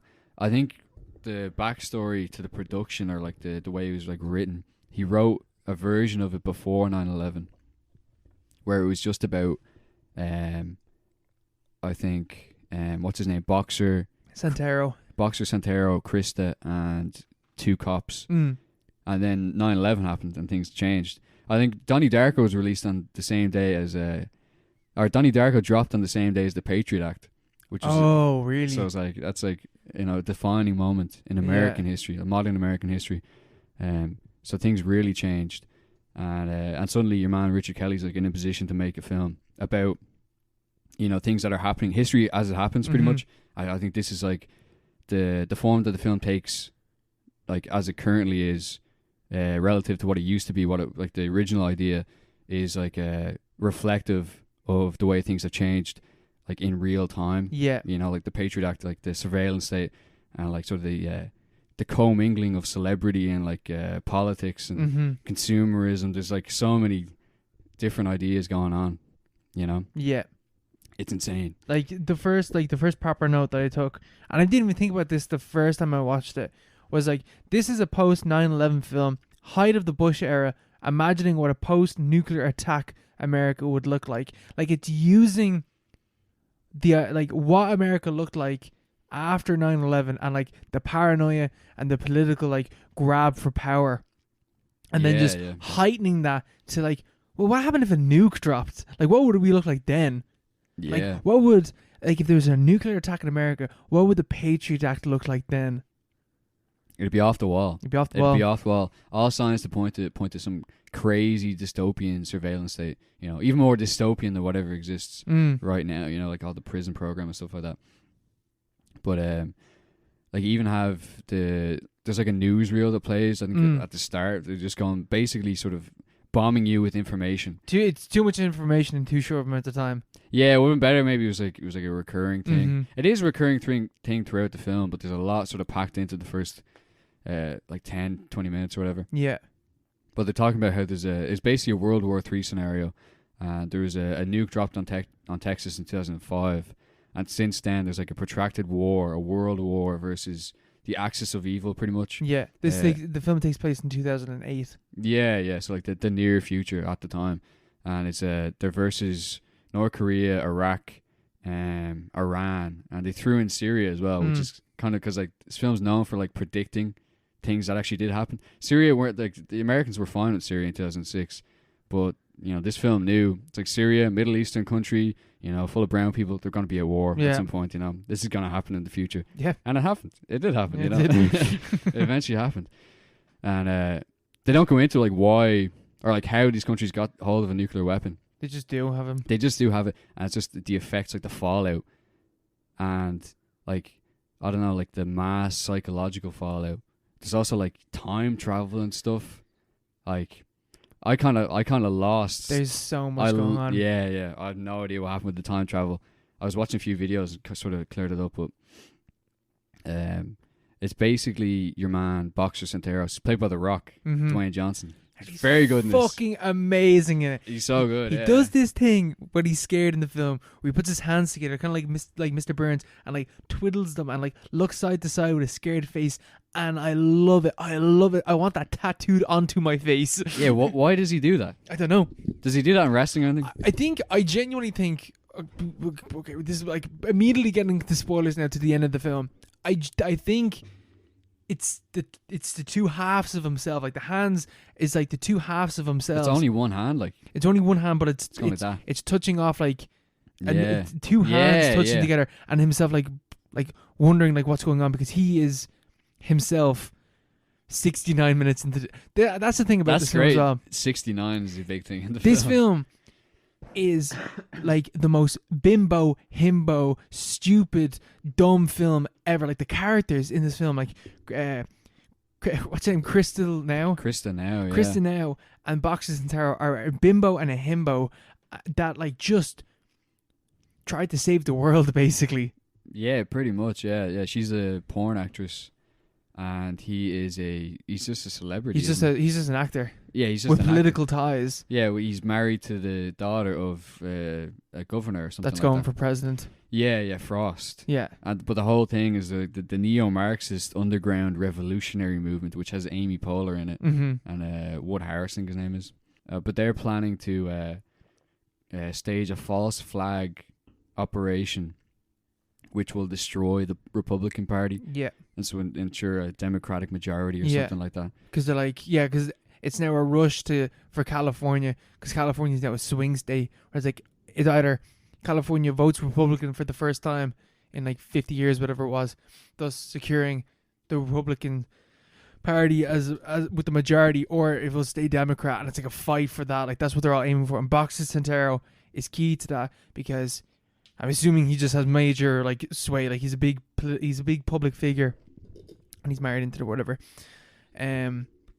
So that's why he's important. And what they're gonna do is they're gonna get him and stage a cop shooting someone. Yeah. And he's gonna because he's making a film, and he's like, he's gonna record. He's going on duty with a cop, and then the cop will be like, oh, let's go off and look at this house disturbance, whatever. And then the cop is gonna fake shoot these people, and The Rock will capture that footage, and then they can use that footage to like, this is what the Republicans have done to America. Even like not even Boxes Santero is safe from the racism of America. Vote Democrats, because that will work. Yeah, it probably would have worked, But it all goes terribly wrong. I'm not sure why it goes wrong, because they get interrupted by a guy. They get interrupted by an actual racist cop. Yeah, and he actually kills them. And he actually kills them. And you're like, oh shit. Yeah. That's fucked up. And then there's like multiple conspiracies layered on top of them. This is so. One thing I want to say is, when I first watched this, I was like, "This is just a Pynchon novel." Yeah, I was thinking that as well. It's like, this literally feels like, like whatever fucking what's that fucking called? Crime and Law 49. It's just like characters drifting in and out, like it's just really like neurotic and stuff. Mm-hmm. It literally it feels like that, But okay, there is so much. Okay, right. So, the main characters: Boxer, Ronald, and Crystal now. But there's also Justin Timberlake, who's also in the film. Yeah. Who plays Abilene. The narrator, basically, like the godlike figure in the film. And there's all this repetition of like Revelations 32 says, and he like recites like the religion is a key thing in the film, even to the point where like Boxes Santero has Jesus tattooed onto his back. Yeah, yeah. And that's a big thing as well. Like he's gonna be a Christ-like figure that sacrifices himself to like save everyone. Mm. And like all that stuff is really on the nose. And I thought it was really stupid the first time around. Watching it a second time, I think it's genius. I think it's such a fucking clever idea, because this is a film about America, like about what the future of America could potentially look like. And in some ways, what it is, because this film basically predicted things that turned out to be like what America is with Trump as its president. And so having the film being super religious, like, makes it like a great American film, if you know what I mean, because America is super religious. Yeah. So just having these overtones of religion in the film that like do tie into like what's going on, but like it being a religious film as well, it's like, yeah, because America is super religious, so if you're making a film about America, it kind of has to be religious as well. Yeah, even at the time. Yeah. There's your man Taverner. He was in. There's a big subplot about Fallujah, obviously, and whatever happened there, and that's the Iraq War, which took place in the same timeline. And Fallujah was something that happened in real life as well, like yeah, the Battle of Fallujah. Yeah. Like that was the whole thing. But like even the Iraq War itself, like George Bush termed the Iraq War a holy war. Yeah. You know, like that's like he went out there, like someone wrote that for him, like a speechwriter thought it'd be a good idea to frame the Iraq War in religious terms, as if that would sell it. Like, and it did sell it. It sold it very well for the Americans, like for a period anyway. Which is just, you know, unthinkable. Even now, like I don't think you get away with that now. You know, No. That's like that's just straight up fascist kind of terminology. But that's what you're dealing with back then. Like that was the kind of vernacular you had to trade in. Yeah. If you're going to like talk about that time as things as they happened. And it is cool. It's very it's very unsubtle, but that's like the whole style of the film. Like at the end, you had The Rock or Dwayne Johnson like levitates and does the T-pose and like Jesus like bleeds onto his back. Yeah, bleeds out of his back. But like it's so on the nose that it's like clearly not. It's not like they're trying to be deep. It's just like that's part of the style. Like that's the aesthetic. It's of the the film. himbo bimbo aesthetic of the film. Yeah, exactly. So blunt with some things, but like beautiful at the same time. Like there's so much like a lot of heart. Even the way so much heart. Sarah Michelle Gellar, she's very very good in this. She's great. She's Crystal now, and she's the porn actress. And you'd think she'd be like a throwaway kind of, or like just like the bimbo. She's just kind of there, but like she's very much involved. Teenage horniness is not a crime. yeah, she's doing all these like frivolous things, and like she's just so like simple as a character, but like she's not at all. No, like, she's very very involved, and like her whole kind of persona is a commentary on consumerism, consumerism and identity and sexuality, and how that all ties into like the sort of wider complex. She has a fucking amazing line at one stage where she's like describing, like, it's at the very start of the film as well, and she's like, we're a bisexual nation that was brainwashed by a bunch of people that came over on a boat and just decided that sex wasn't okay. Yeah, she just says that for like, out of nowhere. Like the pilgrims came over and destroyed the Native Americans' like orgy of love, basically what she said. And then that ties into the end of the film as well. But I like this. There's one scene where like, and she says that she's like, I did porn. I don't do porn anymore. I'm trying to expand out. I'm trying to have other projects. She drinks. And they're like, just movies. It was like, nah, but you're just a porn actress, like fucking Deep Throat 2, whatever the fuck short film was, whatever. Yeah, Deep Throat 2, yeah. There's like, you're just a porn actor, that's all you can ever be. And she gets like slut shamed basically by Boxer Santero is in a relationship with her because he has amnesia. There's so much going on in this film. Yeah. He has amnesia. It's so hard to describe. He has amnesia at the start of the film and he's in a relationship with her and they have like a sex tape which is going to be used as well to get money out of the Republican Party. But anyway, when then he eventually comes into contact with his ex-wife, or his wife I should say, and Crystal now is there, and she starts like slut shaming her, being like, "You're just a fucking whore," or whatever. And he's like, "Hey, stop that! She's not just a porn actor. She's has her own talk show. She's making energy drinks. She's expanding out. She's a thinker." And it's like he's like sticking up for her because it's like, no, she's not just like don't put her in a box. Yeah, she's like this film is like sex worker positive like that. Oh yeah, definitely, yeah. It's also like a lot of other things, you know. Yeah, it's going everywhere. It's going in all directions at once. Man, we talked about this for 20 minutes. We didn't even mention the fact that he had fucking amnesia until now. He has amnesia. Yeah, he has amnesia because he's missing at the start of the film. He's missing, isn't he? And they don't know where he is, but he turns up in the desert, and he's been put there for some reason. Yeah. And basically there's a whole thing with time travel in the film.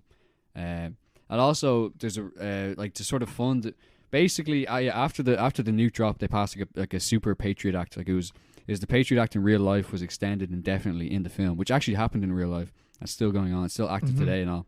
It's a very, prescient kind of prediction there. And in the film, like sort of to power the war machine, the American war machine abroad, they got these German guys in, as always, efficient, psychopathic, evil, always on the wrong side. Baron von Westphalen is your man from Princess Bride, and he's in it. He's like they've developed like a system of energy extraction where it's called fluid karma, where they like extract it from the air or something like that. They're recreating like perpetual motion. Yeah, it's a perpetual motion machine which harnesses the power of the tides and the waves and they're talking about, it's like every great moment in human history was defined, or like even like the patterns of like hibernation and like migration and like feeding habits were all defined by the tides and like the waves, and it's kind of like a mythic kind of aspect to it. And so they have this like limitless energy source, fluid karma, which can transmit to tanks and to like air fighters in the Middle East over the airwaves. They never have to be refueled. Yeah, they can just be constantly electricity. Yeah, but they don't. But the thing is, obviously, there's always a cost, and the cost is that the transmission, like the invisible transmission over the airwaves, it's kind of like Wi-Fi or something, or 5G. It's pretty much 5G. Yeah. And, this is 8G. Yeah, this is 8G. This is completely unpredictable. And so basically, the 5G waves are disrupting the space-time continuum. It's slowing down the Earth's axis. And the Earth's like spin. And the way it's harnessing the waves is slowing down the rotation of the Earth by like 0.69 seconds every like day or something like that. Like 0.0000006 seconds per day. Yeah. And that fucks up people's brains. So like it's causing a rip in the space-time continuum, which is like embodied by time. So it's the fourth dimension, which is time. And there's a rip in the fourth dimension, basically. There's a rip in the fourth dimension, which is taking place somewhere in the desert. Yeah. And that's the... This film is ridiculous. This is actually untenable. Like, this is just... How did this guy... Like, this guy... How much does it cost? I have no idea. How did he pitch this? this? How did he pitch this? How did he pitch this to a room of producers or to funders? Does the rip in space-time continuum, they send The Rock over to do it, because your man... Boxer Santeros, he's a celebrity. So they're gonna make him a martyr. And they have Ronald Tavener there with him as well, which we find out at the end of the film. Yeah. Just because he's a ex-soldier that's got PTSD. Yeah. So he's tied to the Iraq War. He was in Fallujah and all this stuff. And he's loads of trauma, and he's connected to Justin Timberlake, who has no eye, but he actually doesn't have an eye. He's both eyes. But there's what was it? Yeah, they travel through this rift in space-time, and they travel back in time. They travel 69 minutes into the past, yes. Into the past. So they're 69 minutes into the past, and then they meet their past selves. And so it's like a negation. It's like they fucking collide with they meet their double, but it's not their double, it's them. It's them. But like it creates like this like identity crisis kind of. It's like, I think that's like the main thing in the film. A lot of stuff about identity, because like there's all this like noise about like World War III and stuff, but it's mainly about the characters, like mainly Boxer Santeros, Ronald Tavener and Chris Tanell, like how they relate, to society, but also to themselves, and like their past selves, but also like their future selves, like where it's gonna go. Like, is it all? Does it really matter? Like how is Boxer Santeros from the past different to Boxer Santeros from 69 minutes into the future? Like it ends up that the guy from the past kills himself. No, it's he like they blew up the car. There's people that sent him over there blew up the car because two souls of the same person can't exist at the same time. And they can never touch, and that's what ends up happening with Ronald Tavener. That he meets himself and he shakes his hand. Just going back to the start of the film, because this is at the end, I just want to talk about the scene where we're introduced into Ronald Tavener, because that scene is fucking fantastic. So we're at the neo-Marxist, and they have Ronald Tavener, and he's dressed up as a cop, and he's looking at himself in the mirror, and it's very subtle at the start, but then you quickly realize that his reflection is slightly behind, and it's really like he like shakes his head and stuff like that, and then a second later the reflection also does that, and like that is fucking Paro. Like that is such a cool but Paro effect. But added on top of that, you're already fucking confused as to what the fuck is going on in this movie, because it's thrown so much information at you at this stage. And then you find out, okay, so he's gonna go off with the Rock, and he's gonna bring him on a joyride and show him around or whatever. But then it's revealed that, because the neo-Marxists are like, come on, you gotta go out there and be a racist cop, and you're like, you realize like, oh shit, like the situation was Paro already with like the delay in the mirror and like just like the neo-Marxists are being around or whatever, but then realizing that he has to dress up and pretend to be a racist cop, and you're like, oh god, this is gonna go somewhere awful. And then he walks out and he's like, okay, and then the camera just pans and the second Ronald Tavener is there, and you're like, what the fuck is going on? Like the escalation of what the fuck is going on in that scene is exponential. It's amazing. Yeah, I had no idea what the fuck was going on. I had no idea. Absolutely no idea. But then they go on the ride along and it starts to make sense. Yeah.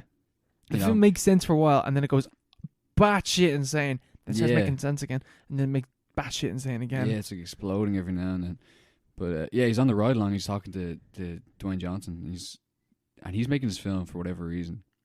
Because he had this dream or whatever where... Oh, he has the script. He has the script. Yeah. It's prophetic script, which predicts the future. Yeah. Boxer Santero has a script that is basically what happens in the film. He has a script about this character that like knows things and has to stop the fourth dimensional rift because space-time is collapsing in himself, and only Jericho Kane, that's the main character, only Jericho Kane can figure out what's going on. But The Rock has had this whole identity crisis because he has amnesia and he's getting phone calls off someone that works in the like basically defense department that's like spying on everyone, and she knows that he has this script and she's read the script because Crystal now saved onto her laptop or something like that. So she rings him and say Jericho Kane, and he's like, yes, because he doesn't know who the fuck he is. Like this whole, it is like a film about identity. Yeah, definitely. And even like Ronald Tavener is dealing with PTSD, which comes into at the very end, where he accidentally shot in the graphic novel. He accidentally shot his best mate in Iraq, which is Justin Timberlake's character, and he thinks that he's killed him, but it turns out he didn't actually kill him because Justin Timberlake's throughout the film, whatever. But he's like all fucked up, and that's why he was willing to go on this like suicide mission, to like the fourth dimensional rift with Boxer Santero. But when he eventually comes into contact with himself, like one of them has been shot in the eye, which is what he did to Justin Timberlake's character, and they're shaking hands, and he's just like, let go, like we need to let go, and it's like we need to move on, and the other guy's like, I can't move on. It's like he's like the one that's in the future is like, it's okay. Like it's okay. What happened. Forgive yourself. It was an accident. And the other guy's like, the other version of himself is holding a gun to his head, and he's like, it's okay. And they keep repeating like friendly fire. And it's just like his identity is literally split from the moment where he's accidentally shot his best friend in the war. And it's this moment where space-time is collapsing in on itself. And it's basically like a death dream. Like the entire film is basically like a death dream. And it makes no sense. But it's him with himself, like accepting the fact of what has happened and forgiving himself for making a mistake and accidentally in his eyes, killing his best friend. Yeah. And only he can tell himself that it was okay. Like he has to come to terms with it himself, you know? Like it's like a process. Like only he can do that. Like, you can't have other people say, it's alright. Yeah. Like, forget about it. Justin Timberlake's grand. Yeah. You know, he's like, friendly fire or whatever. He has to know it himself. So he has to literally talk to himself in the past, from the past, and say it to him. And then he can come to terms with his trauma in a literally physically come to terms with it. And then the last shot is like it's like fucking the synthesis of the two of them. Yeah, just joining together. They combine together. And the film even was able to overcome the fact that because it's a film about like soldiers in Iraq, like murdering people, whatever. But the film overcomes that critique because America in the film has a conscription. Yeah, it's a draft. So it looks at the film kind of looks at current like what Richard Kelly seemed to have done was he looked at like the way that America was post 9/11, just heightened that up, but also looked back at Vietnam and used some of the ideas that were going on at that time in America and just like kind of just exaggerated everything to this like absurd degree. But in that absurdism is like loads of truths about like what is the human condition and the way that like the political system in the world works. Yeah, that absurdism is definitely like the word for it. Yeah. Because even suicide's a huge thing. Yes. Because I'm a pimp. pimps don't commit suicide. Yeah, that's a huge line in the film. It's Mm. because it's said by different characters as well, isn't it? I think it's said by, I think Kristen now says it as well. And that Asian woman that's walking around as well, she says it to Yeah, Boxer pimps Santero. don't commit suicide. Like your man Boxer Santero's like philosophically opposed to suicide, which is the same thing as absurdism. Mhm. Like Albert Camus, you know, the absurdist fella, and like Beckett and stuff like that. Suicide's never an option because Mhm. you know, if the world is like meaningless or whatever, like in the context of the film, it's like this overpowering surveillance state. Like you're in World War III, everything seems hopeless. You know, there's no meaning to be found, even though there's all these pleasures available, like sort of contrasted against the horrors. And there's all these drugs as well that's going around. Like that's another thing as well. Yeah, like the modern condition or whatever. Like there's no, even though everything is there's so much going on, you still can't find any meaning. But that's like the point is, like you have to keep going. There's no giving up isn't an option. You know. Yeah. It's like pimps don't commit suicide on like a Such philosophical level, you know. Because it is like, and even like when he says like pimps don't, like that's the whole like bimbo aspect of the film. Because he's after being told this extremely complicated thing about why there's another version, the dead version of himself on the table. There's two versions of Boxer Santero, unlike Ronald Tavern, where they're both alive. The old Boxer Santero is dead. He's been like in a fire or whatever the fuck happened to him. He's in a car crash, expose him. What the fuck happened to him? And like they're explaining to him like what has happened, and this mad complicated like rift in time, and like you're yourself 69 minutes in the past and stuff like that. And it's just, like his just response is like, "But I'm a pimp. Pimps don't commit suicide." Like I would never. I wouldn't do that. Yeah. I wouldn't do that. Like I wouldn't kill myself. So obviously something's wrong here. Someone tried to murder me because I wouldn't. Yeah. I wouldn't have done that. And it's just like that's like his like acceptance or like his understanding of who he is, because up until this point, like the whole identity thing, he doesn't know who he is. Now he finally knows who he is, and he's accepted himself, and he no longer does the worrying fingers. It's solid, and it's like that's because I noticed that so much the first time, like his weird fingers. Yeah. But when he's finally like understand what's going on, he holds his hands together in the same way, but like in like a Mr. Burns kind of way, like knowingly, like Angela Merkel kind of way. Yeah, he's like, I know, like I know what's going on now. I know what to do. I'm not scared anymore. Yeah. That hand scene was so funny. Yeah, it's great. I love his little face when he's scared. It's so cute. Yeah. But then, like, so at this stage now, they're in this is at the end of the film where you're like, all this is being revealed, and then this massive blimp, and Crystal now, and all the Republican Party and everyone, basically every character is on this fucking blimp, and like fucking rebellion is going on out in the outside, like in the streets of Los Angeles and stuff like that. And Crystal now is performing a song. I can't remember what the song is. Really famous song though. But they're performing a song, whatever. And Boxer Santero gets up and he starts dancing with Crystal now. And then his wife, who also kind of understands, she's kind of come to terms with like everything that's happened to him. And she comes up on stage, and the three of them like dance together. Mm. And then her dad, who's Frost, the big Republican head, is like, what is this? Some sort of orgy, which ties back into Crystal Now's thing, like we came over and we ruined the Native Americans, like orgy of love. Like this is now, like this is just love, like this unabounding love that's like being shared across these three people. And it's not weird. It's completely fine. It's normal now. It's just the way that it is. It's normal now. Yeah. And it's just like, pure acceptance for the future of what can be. Yeah, accepting the future. Something like that, yeah. At the same time, you have Taverner coming to terms with his past, you know, and synthesizing himself is the different versions of himself. The time thing is really cool. I thought that was very cool. And just the self, like identity. Yeah. Identity in the modern world. Like how you relate. Like even the way, like the surveillance state. Because that's a huge thing in the film, but it's not really focused on. It's just always there, kind of in the background. Like they have, obviously they have USID. It's like their version of the NSA. Yeah. Which is another thing the film predicted, where the character who is obsessed with Boxer Santeros, who has the script and all, she's on bathroom duty. She watches people. There's cameras in the bathrooms of these random places in America. In LAX, and she just watches people in the bathroom. That's her job. You And know, they're like, oh, she's been on it for 12 hours, man. That's too much for one woman. yeah. But there's probably people out there that Yeah. actually do that, you know.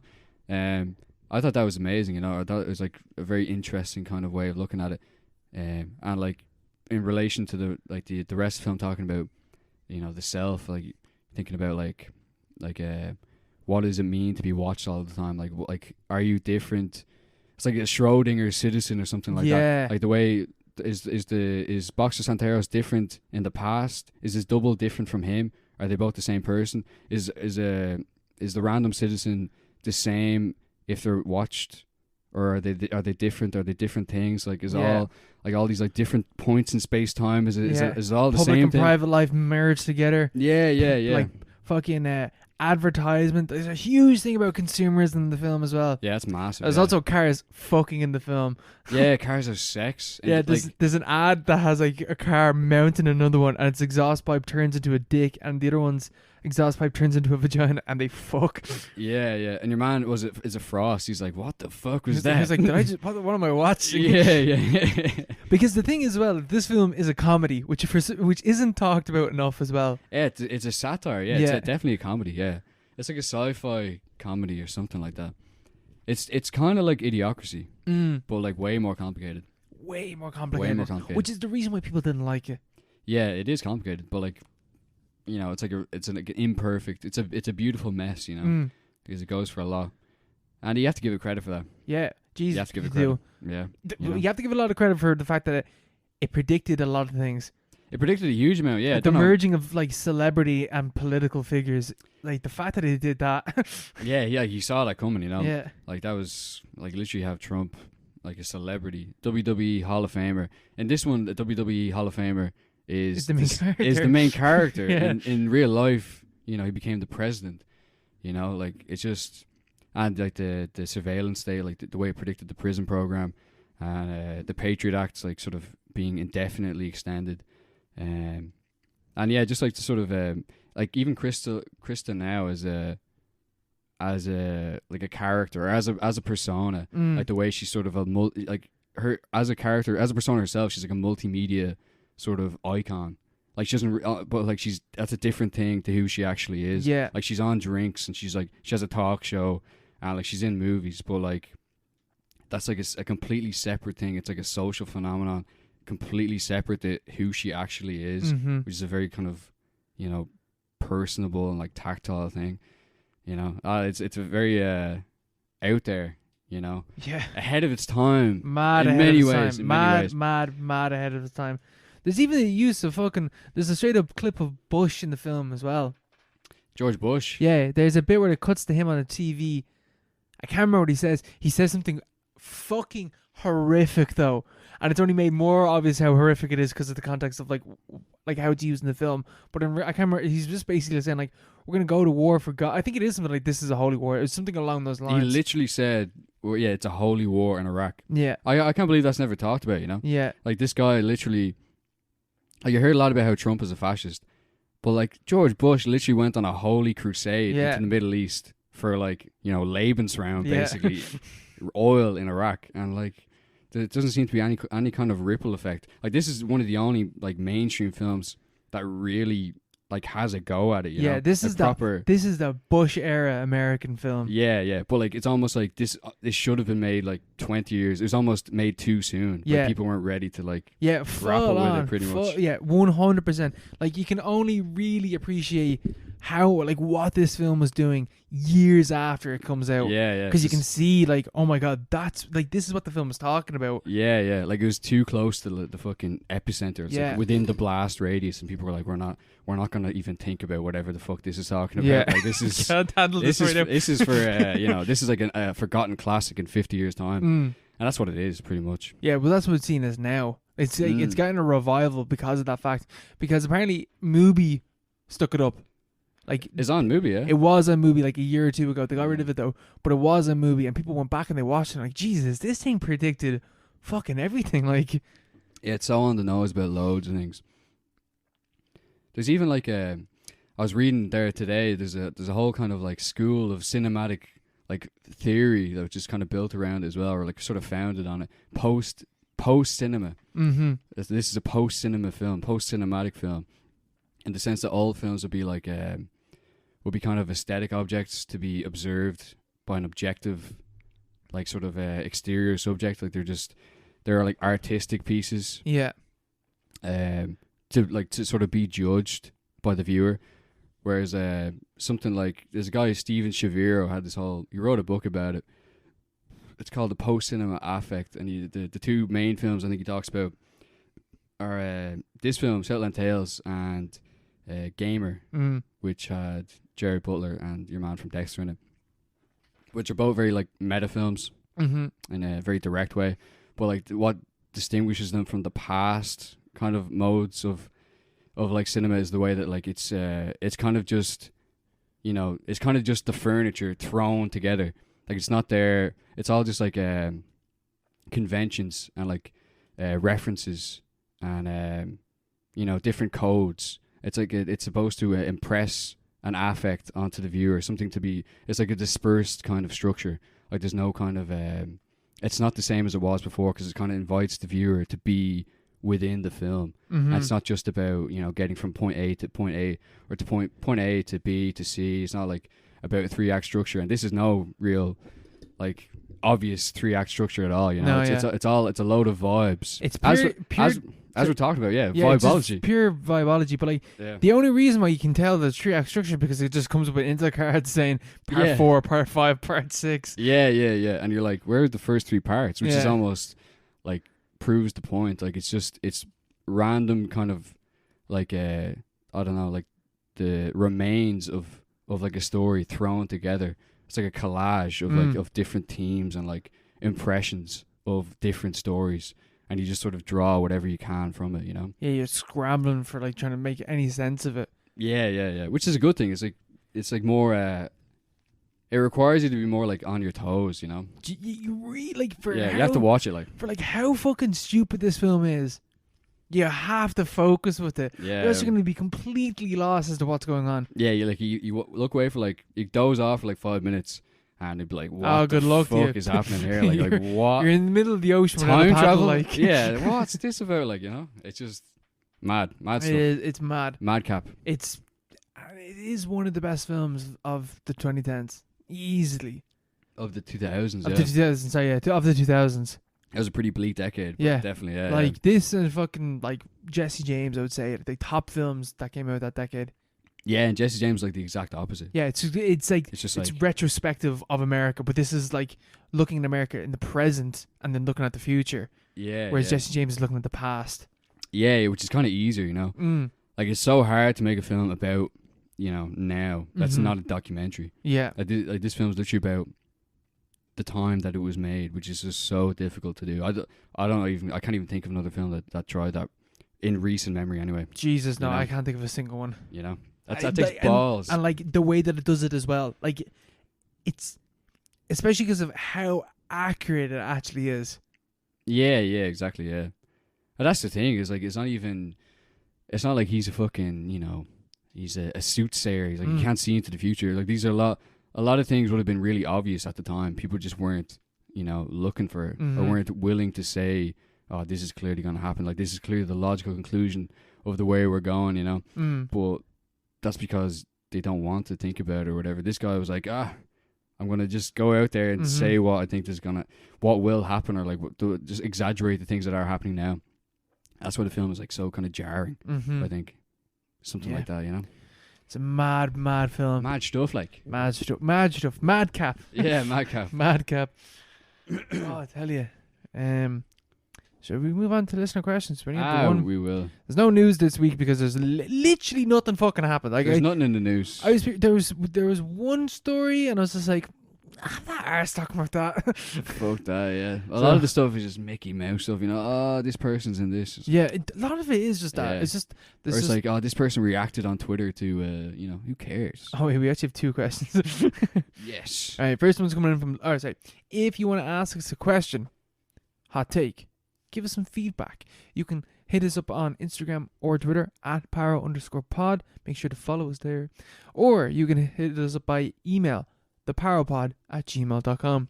Our first question is coming in from Liam, And Liam is just simply asking us, what is the best meme? What is the best meme? That's so hard. Memes travel so fast. So light fast. years away. Yeah. Like you can't predict what's gonna be. Like whatever answer we give is gonna age like milk within a month. Yeah, that's what I'm gonna say. Like he's mad racist, but Pepe's a great meme. Pepe is very versatile. If not racist, if it's not racist. Yeah, these days it's not really used like that, is it? You know, you never really see it. I think these he's days. been slightly claimed. I don't know. I'm not on 4chan. I think they're just not really. They're not really arse anymore, are they? I don't know. Yeah, Wojak is huge as well. I think he's great. He's so like versatile. You can apply that. I think Wojak and Pepe are probably the most important memes. They're pretty much the same meme, you know. Yeah. Like I think we talked about it at the time, like the kind of duality of man. Yeah. You know, that's what it is. I think that's definitely gonna last. You know. Yeah. That's lasted a long time. Well, people are literally gonna study like how Pepe was used. Like that feels good, man, and stuff like that. Like people will study Pepe, like the phenomenon of Pepe. Absolutely, yeah. And even still, like there's still like funny Pepe memes. Yeah, of course. Yeah. The one I use it quite a bit on the for Instagram stories. It's just like Pepe just discuss like, get away from me. Yeah. It's a funny image. It's just so versatile. Yeah, that's definitely a great one. You know, Wojak as well. Wojak is just classics. Yeah, classics. They've been around 10 years. So yeah, they're not going away. They're still good. Classics. Stick to the classics. Like, what about like I'm a big fan of the baby with the gun. And he's like crying, and he's like points the gun, and he puts it down. And he's crying. I kind of don't even know. He's got a little red t-shirt on. I love that. I think it's such a funny meme. Mostly because it's a photo of like a kid with a gun pointing, and he like the kid puts it down, and he's like with his hands on his eyes, and he's crying. And mostly I find it so funny because someone tweeted that being like, when I realized I have to kill Tony Hawk during the race war or whatever, and then Tony Hawk retweeted goes like, "Well, thank you for hesitating for a second." Yeah. Jeez, yeah. Oh shit, jeez. Alright, there's a lot of good content out there, you know. Yeah, I don't even know what's the current meme. I don't know. Yeah, I don't know. I don't even know. I'm not down with the kids. Yeah, I don't know. It's just TikToks. TikToks, a lot of TikToks. Oh, berries and cream. Have you heard about that one?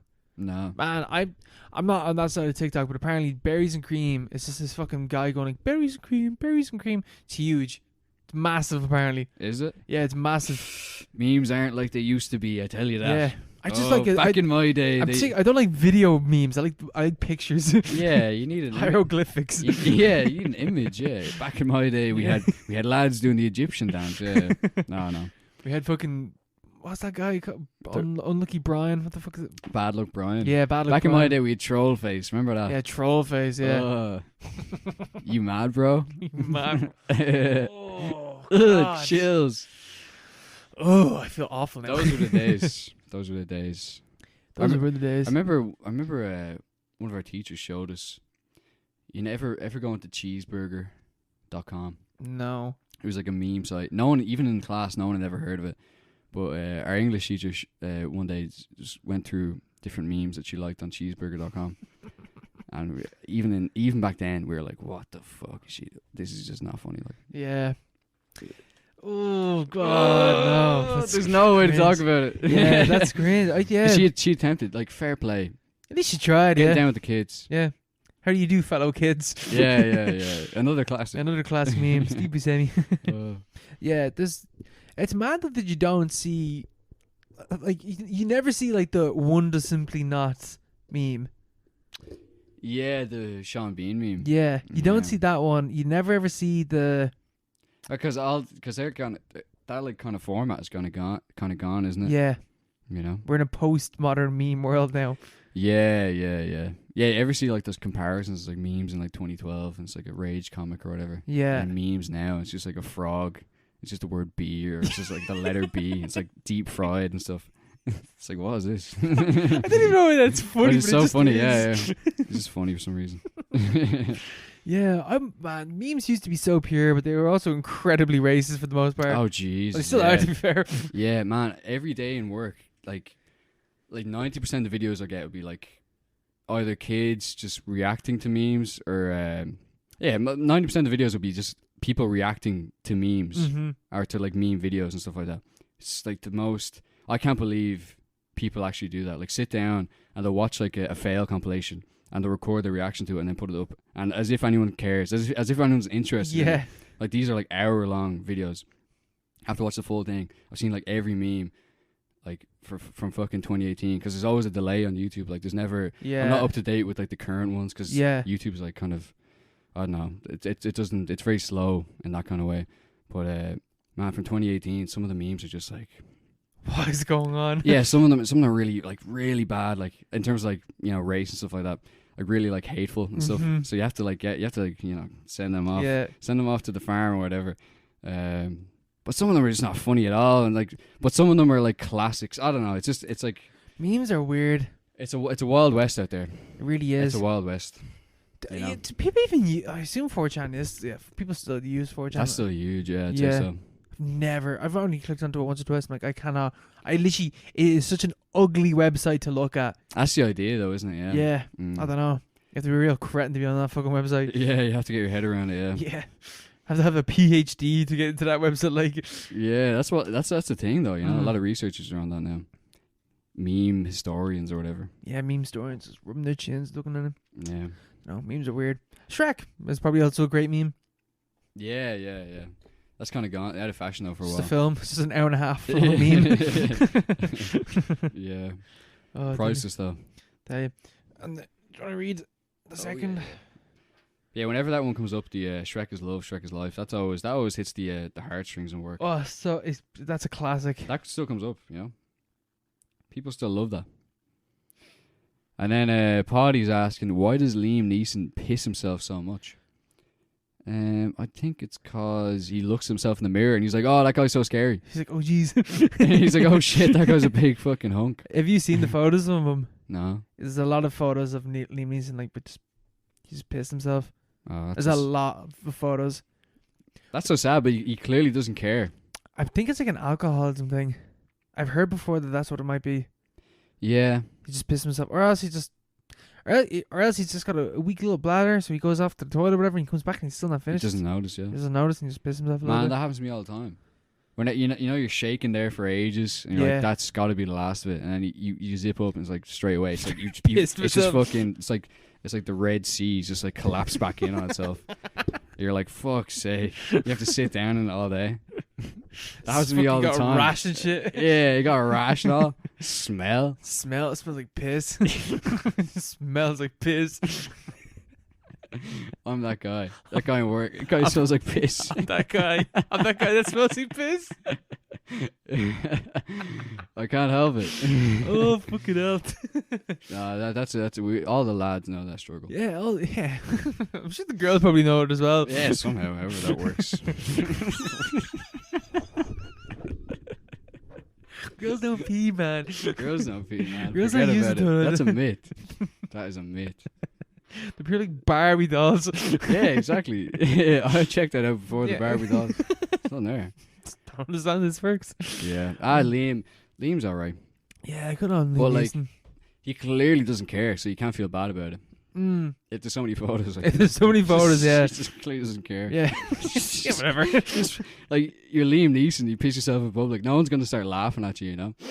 He's going to be like, that's fucking Liam Neeson. Or that guy's fucking 6'6" and built like a fucking shit brick house. I'm not going to laugh at him in public. Fuck that, no. He's like, I'll find you and I'll kill you and all. Jeez, that's scary. That's the guy from Taken. Yeah. That's Schindler's List, bro. That's fucking, he's a Nazi, man. Yeah, don't go near him.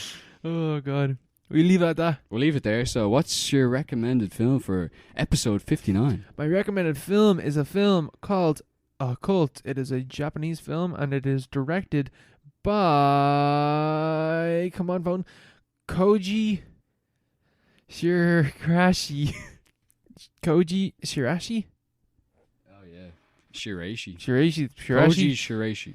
Yeah, well it's called Occult. Whatever his name is. It's a found footage film, just inspired because we talked about Blair Witch today, and I heard that Occult is a very good found footage film. I've seen one other of his found footage films, and it was I found it kind of boring, but in terms of being found footage, like realism, very, very good. So hopefully Occult also succeeds in that. Maybe not. We might have another film that we haven't had a film that we disagree or that we don't like as a recommended film. Maybe we'll disagree on this one. One of us will love it, one of us will hate it. Maybe that hasn't happened. As we've had the same opinion on all these films. Maybe we should do that. But we should watch Paranormal Activity as well. Yeah, we should. Yeah, we're getting into spooky season. Exactly. Yeah. Yeah, it's very good. Down for that. Absolutely. Yeah. Right. Right. We'll leave it at that there. So. All right. See you next week, lads. See y'all next week. Bye.